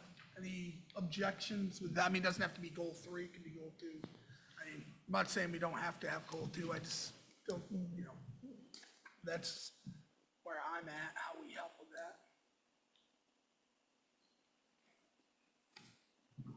Could another goal be, I don't know, I guess it doesn't have to- seems like a lofty goal for the 18. For which one? Goal 3, priority 3? This is gonna be a multi-year goal. I'm just being honest. Yeah. Oh, yeah, priority number 2025, three, yeah. 2026, yeah, yeah, It's going to be a multi-year goal, but it is something that needs to be addressed, and I do think it does play into absenteeism, because again, if you're feeling safe and valued at school, then you're more likely to come. And if there's behaviors that are disrupting, that are making you feel unsafe, they need to be addressed. So again, that's kind of what we were thinking, so. But it is a multi-year goal. We know it's gonna take some time. So could we maybe say, in support of that, maybe a board goal to look at district-wide behavior policy and adjust district-wide behavior policy to reflect changes in student norms and culture? Would that be the, I'm sorry, I keep not raising my hand. No, go ahead, Christine. Would that be the purview of the administrators, though? I mean, I am all. Well, no, we set policy. So if we need to update our policies I to see what account for you're saying. changes in Yeah. student culture and behavior, then Yeah. we need to do that. Yeah. I think that's a good Yes. idea. I like that a lot. What? And changing the policy can be through feedback from the administration. Yeah, we want feedback because they're on Right. the policy committee. Yeah, they're on the policy, because of course we want everyone. So I would say, That would be goal 3. support the administrator's goal of developing sustainable, functional, and age-appropriate behavioral response and intervention models by adjusting district-wide policy to reflect changes in student culture and behavioral norms. I think I'm following it. Sorry, I'm trying to process that all. So we're gonna reference the A-team's goal at the beginning, and then basically say, to do that, we're gonna functionally change district policy.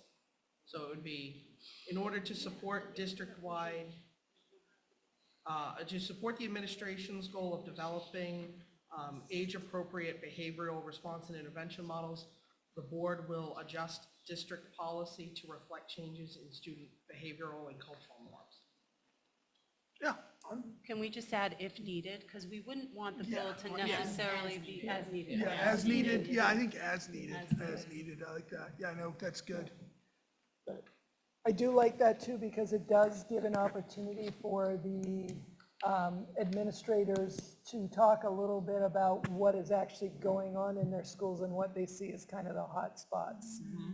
And they can share that with you guys to feel a little bit more informed about like kind of what's going on a, a macro level, not a micro level. Yeah. One thing on absenteeism, like, do we know why? I don't know the answer to this, so I'm gonna ask it. Do we know why kids miss school? Like, do you guys get told? Like, can we get that data? Because I think someone, maybe it was Christine, or somebody brought up, like, people look at it different. Like, when I was in school, you didn't miss school for anything. And I will admit, my kid's probably chronically absent. He probably goes to 10, 11, I probably shouldn't say this, but I'm gonna say it. Like, we think it's okay for him to travel the Northeast and play hockey. His grades are fine, but he's chronically absent. I mean, he gets good grades and he knows that's part of it. Yeah, so he's factored in. So, I mean, he was on high honors all last year. So he's chronically absent, and like, that's my decision as a parent, when my parents would have never allowed me to miss school like that. I think you hear that from parents, they see a different value. So it's important for me to say that we don't, when a parent calls in and says, my child is absent, we don't have a code that we're putting in. If we hear from the parent and they say they're absent, we're assuming that it's one of these 6 things that's in statute about student absence. So we don't keep a spreadsheet, or we don't kind of know what it is unless the parent does volunteer, like, that my child is sick, we're going to the doctors, that might be noted there. But we don't say, so which one is it, 1, 2, 3, 4, 5, or 6? I got you. Exactly, yeah. No, I just think some of that, like, I guess the data then needs to be compared. Because just because I don't always believe, because the student's chronically, I'm not defending my decision, probably my son should be in school more, but I don't know if that always equates to the grades. I mean, I don't think believe that's in our true. data reporting, we at least need to remove athletics. Get that. Yeah, that's not That's not there. in there. It's right? not That's in there not at in all? there, no. Okay. Then I mean, is there a way that we could track why, whether it's related to non-school sponsored? That's gonna be really, I'll be very honest with you, no, you're we need to you're putting, most of the people who are hearing that are the school office coordinators or secretaries, and it's going to be putting them in a really awkward position to say, so why is your child absent again? That's gonna be a difficult conversation, and I'll just say it, that's a position where trust and relationship building is really important. Those people are kind of some of the front lines in terms of establishing those relationships with parents. So it puts them in an odd position. Yeah, no, I agree with that, Leslie. But not offered can be a category.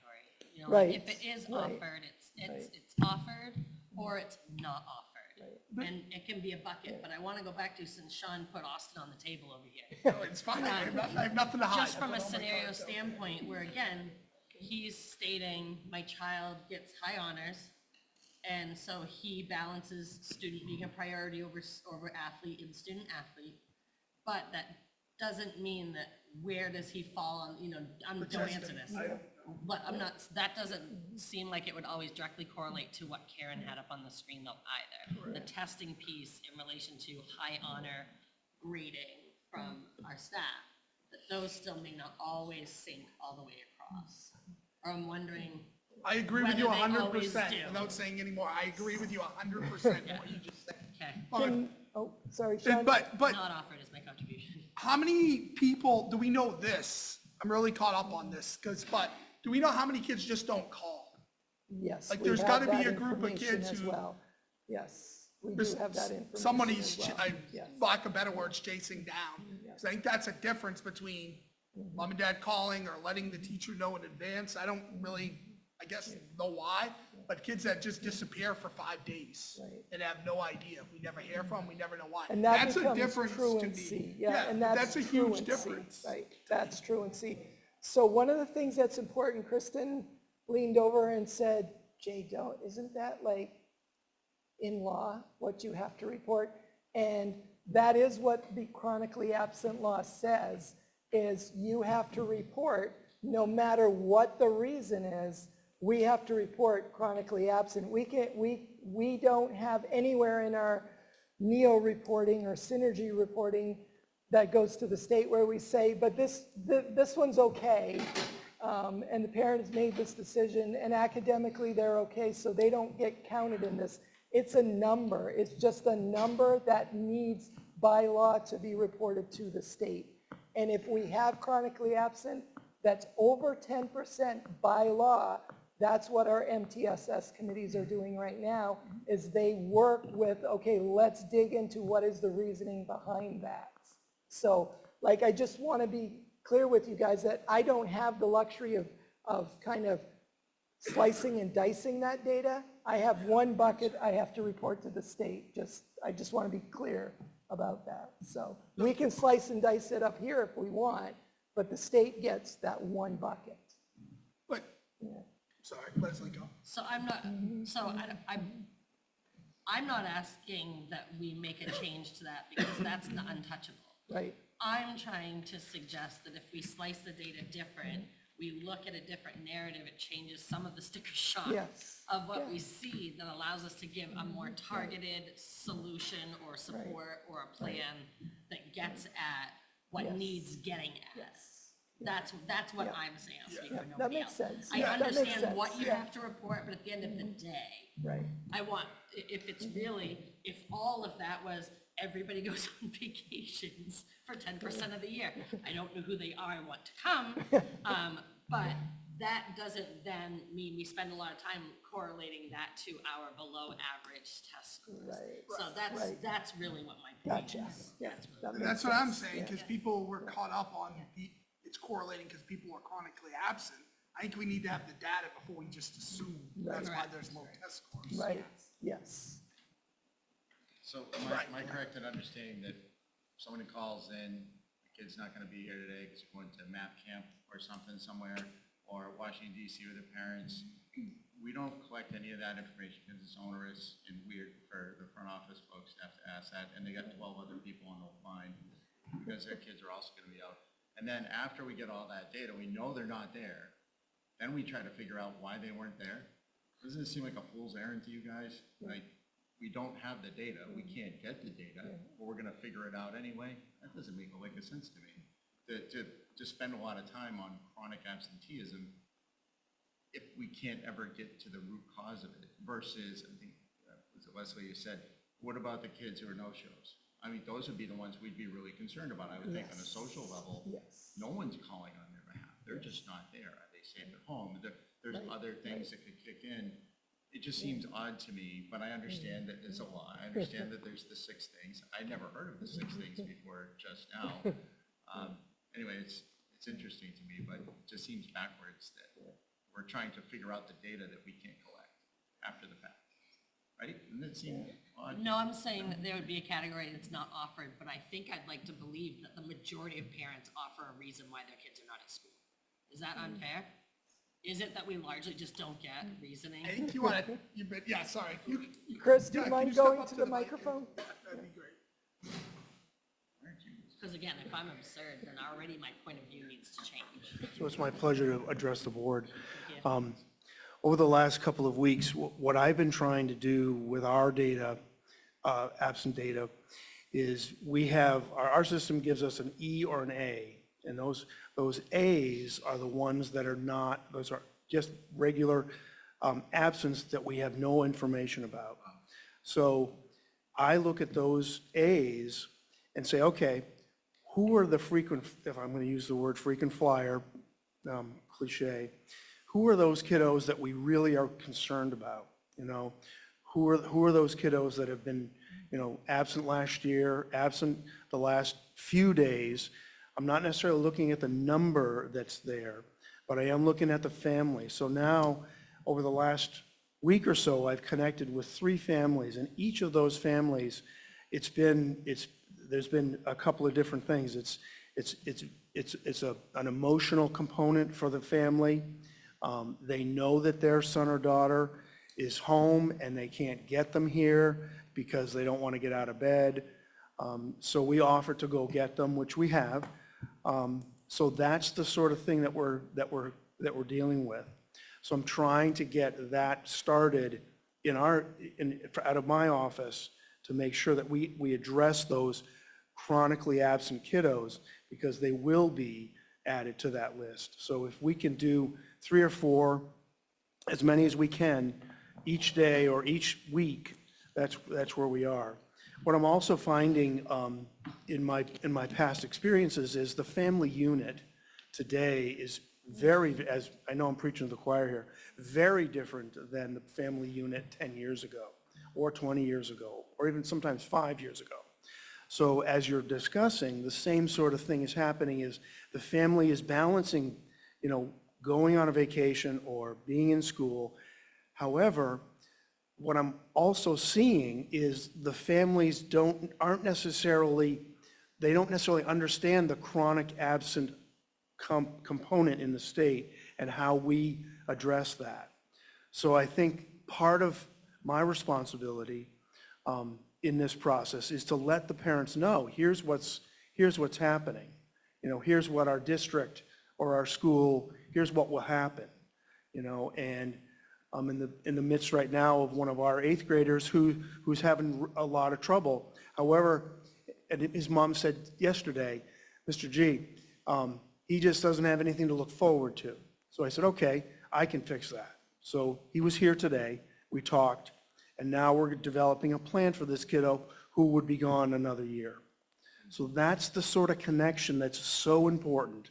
And I know you know this, but it's near and dear to my heart as well. So at the middle school level, and I know Cal is doing it, similar things at the high school, is to really connect those families with us so we can help whatever's going on in their lives. Thank you for Thank you. sharing that. I know that's a lot of work, but it's important work. So again, I'm going to speak for Cal, and I apologize, Cal, because he started doing this last year, and it was a simple thing that made a big difference, was our new phone system has the ability to send text messages. And what do most parents respond to these days? Text messages. So Cal was literally texting parents saying, did you know your son or daughter isn't at school? And like 9 times out of 10, they were like, what?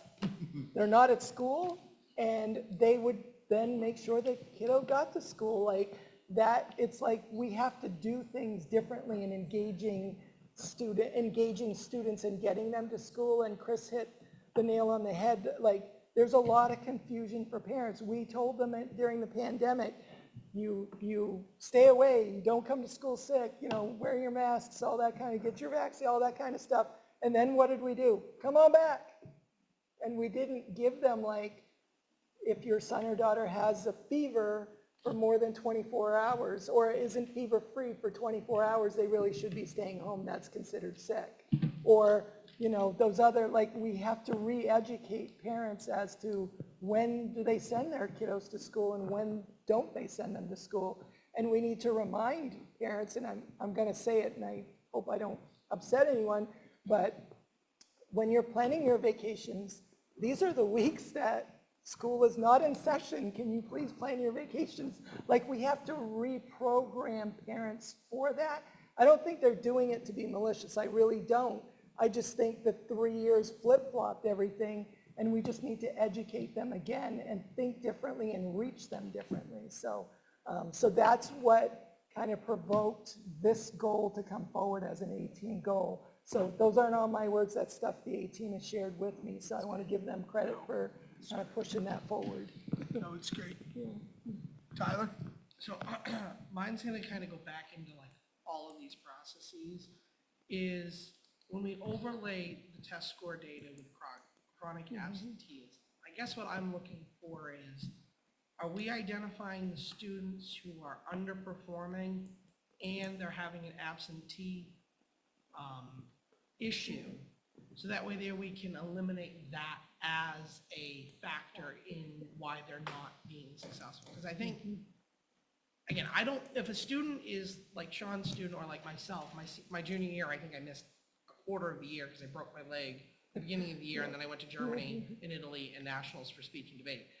And I was academically fine, but I think it's try to catch the students who are not able to do that.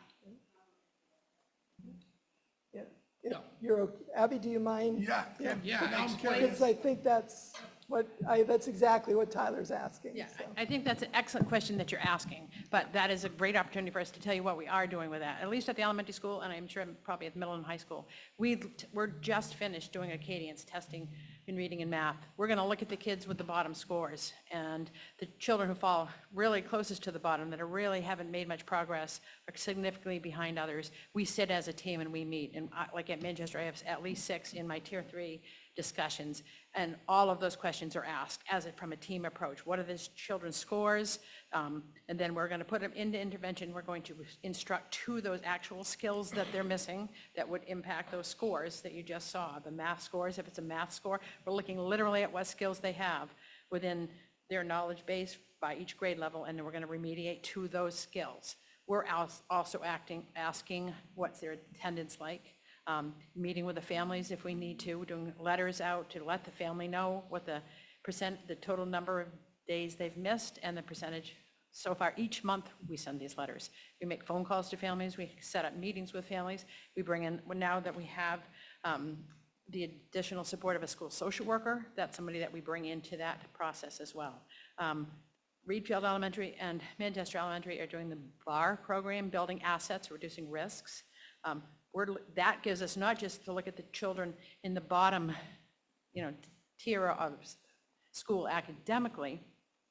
It'll allow us, we're starting in 5th grade, we're looking at every child in 5th grade. And the teachers will be reviewing their attendance, their performance, their attitude, their support level, changes in the home, and discussing on a weekly basis each child in the grade, so that we can put a microscope lens and look for children who are in need. And what is the need? Is it support from home to attend school? Is it support within school to feel happy and comfortable in school, and or the academic remediation? So, and then from there, we also will do a referral to special education if they kind of plateau on the growth that they're doing. That answers my question. Thank you. Thank you. Can I just say again, I just think that I'm so glad that we're talking about this in the context of the budget, because those kinds of things take people and personnel to do BAR and to do MTSS and to make those phone calls and to send out the texts. So again, I'm glad we kept that support in the budget this year. Agree. This is probably a weird question, but what's the E stand for? You've got the A. Excuse me. Thank you. Annie? So just talking about absenteeism again, a little more, I suspect at least that the reason varies largely depending on age. So I think your kind of kindergartner to 5th grade, those could be more excused, those could be more dentist appointments, those could be more legitimate, just not feeling well. As you get older, I think we can't underestimate the immense the social emotional impact and overwhelming just the implications of being a middle schooler in this world, wherever you are. It's huge, and I'm so grateful, Chris, that you got up to speak, because at the end of the day, we are data driven, but we're really here for people, and that human element is just so important to keep them coming back, so thank you. Brian? Just a clarification, did I hear correctly that some kids are being flagged as absent because of sports? Or that's not a thing? No. So, okay, because I know the sports thing is absurd. I mean, we got kids, just from my experience, leaving at noon to go to a 5 o'clock game. And they're missing 4 hours. It's like, what is going on? But as long as they're not absent, I guess. That's a different. They're not marked absent, but they still miss Exactly, their right. class. Right, because we can't find bus drivers, which we're working on that. We don't. So I really, again, working in a school, I just really don't think that those are the kids that are the concern. I don't think those are the kids that overlay on the underachieving in math and reading. And I don't know if people are familiar with the book by Jonathan Haidt called Anxious Generation. Anxiety and depression among middle and high schoolers has increased so dramatically since 2010.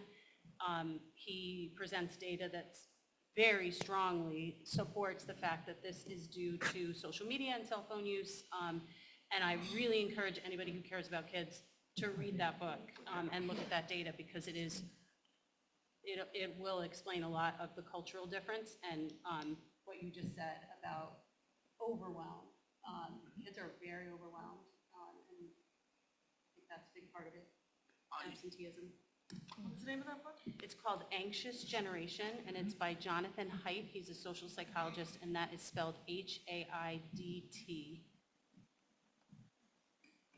All right.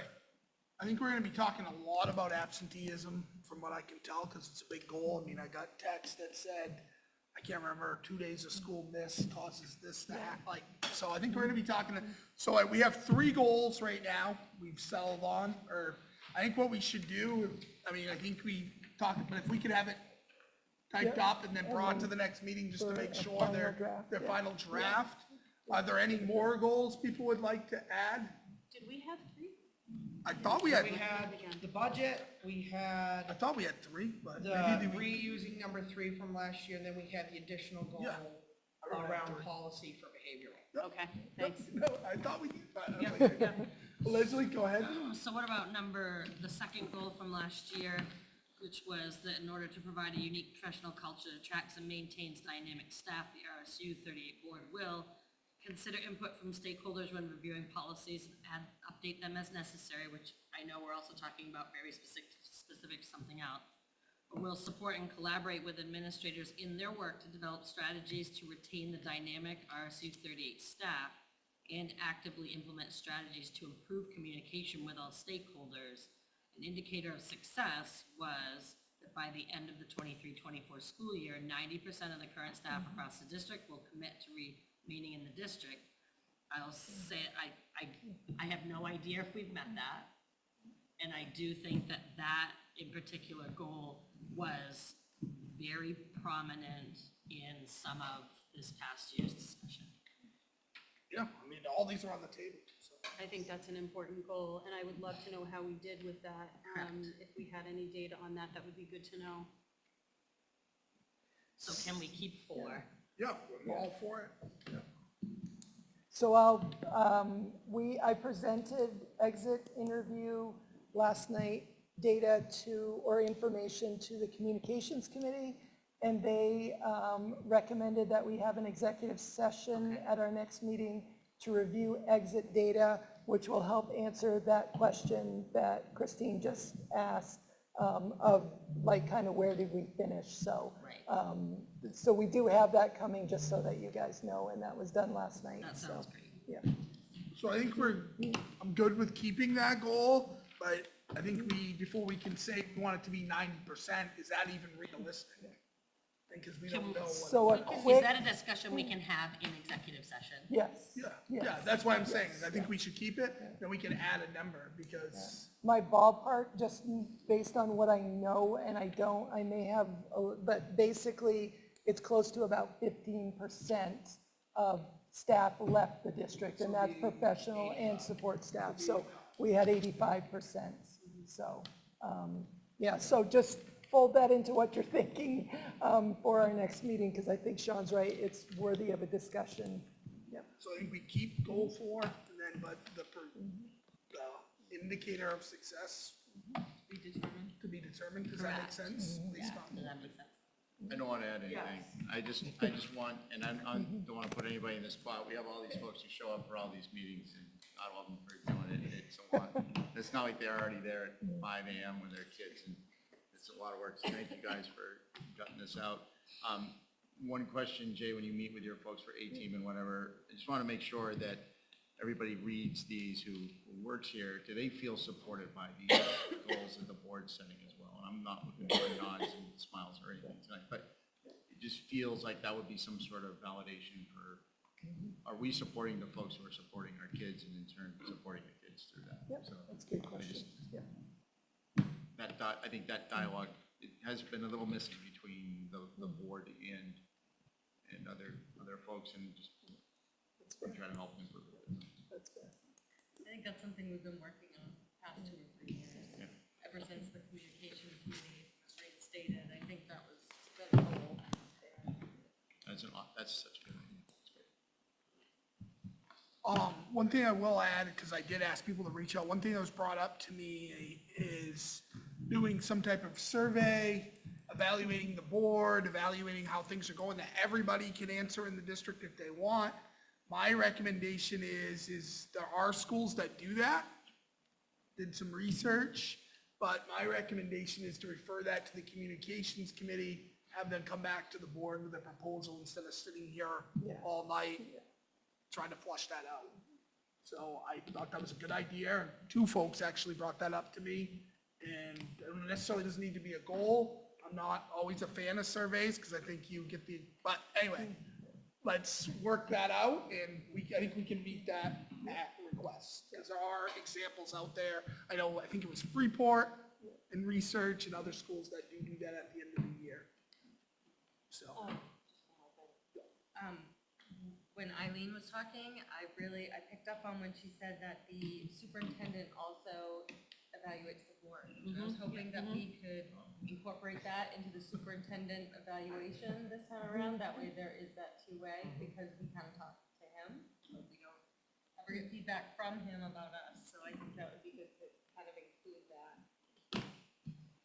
Yeah, I agree. So though, I did want to bring that up because it was asked, and I think that's the way to handle it, and communications committee can come back with some ideas. Tyler? What is the status on our strategic plan? So that's a very good question. I will bring that to you guys at the next business meeting, not the plan, but a way to restart, because there's some work that needs to be done, and it just, so I'm going to bring something to you guys next meeting on that, so. Because I think that's that'll it. also help us, not so much Yes. this year, but going Yes. forward. Yeah. All right, David, go ahead. Just following up on your request for the communications committee, that's of particular interest to me because we've been talking about full community evaluation of the board for a couple of years now, and we haven't gotten anywhere with it. I'd really like to see something happen, and that can be spread to evaluation of the Right. rest of the leaders of our. Yep. Yep. Donna. I didn't get the whole number three. Jay, did you get it? I do have it, so I can follow up with you. Unless we have, And our video will be on YouTube Yeah. in like 2 days. unless anyone has anything else, I'll take a motion to adjourn. Second? Thanks.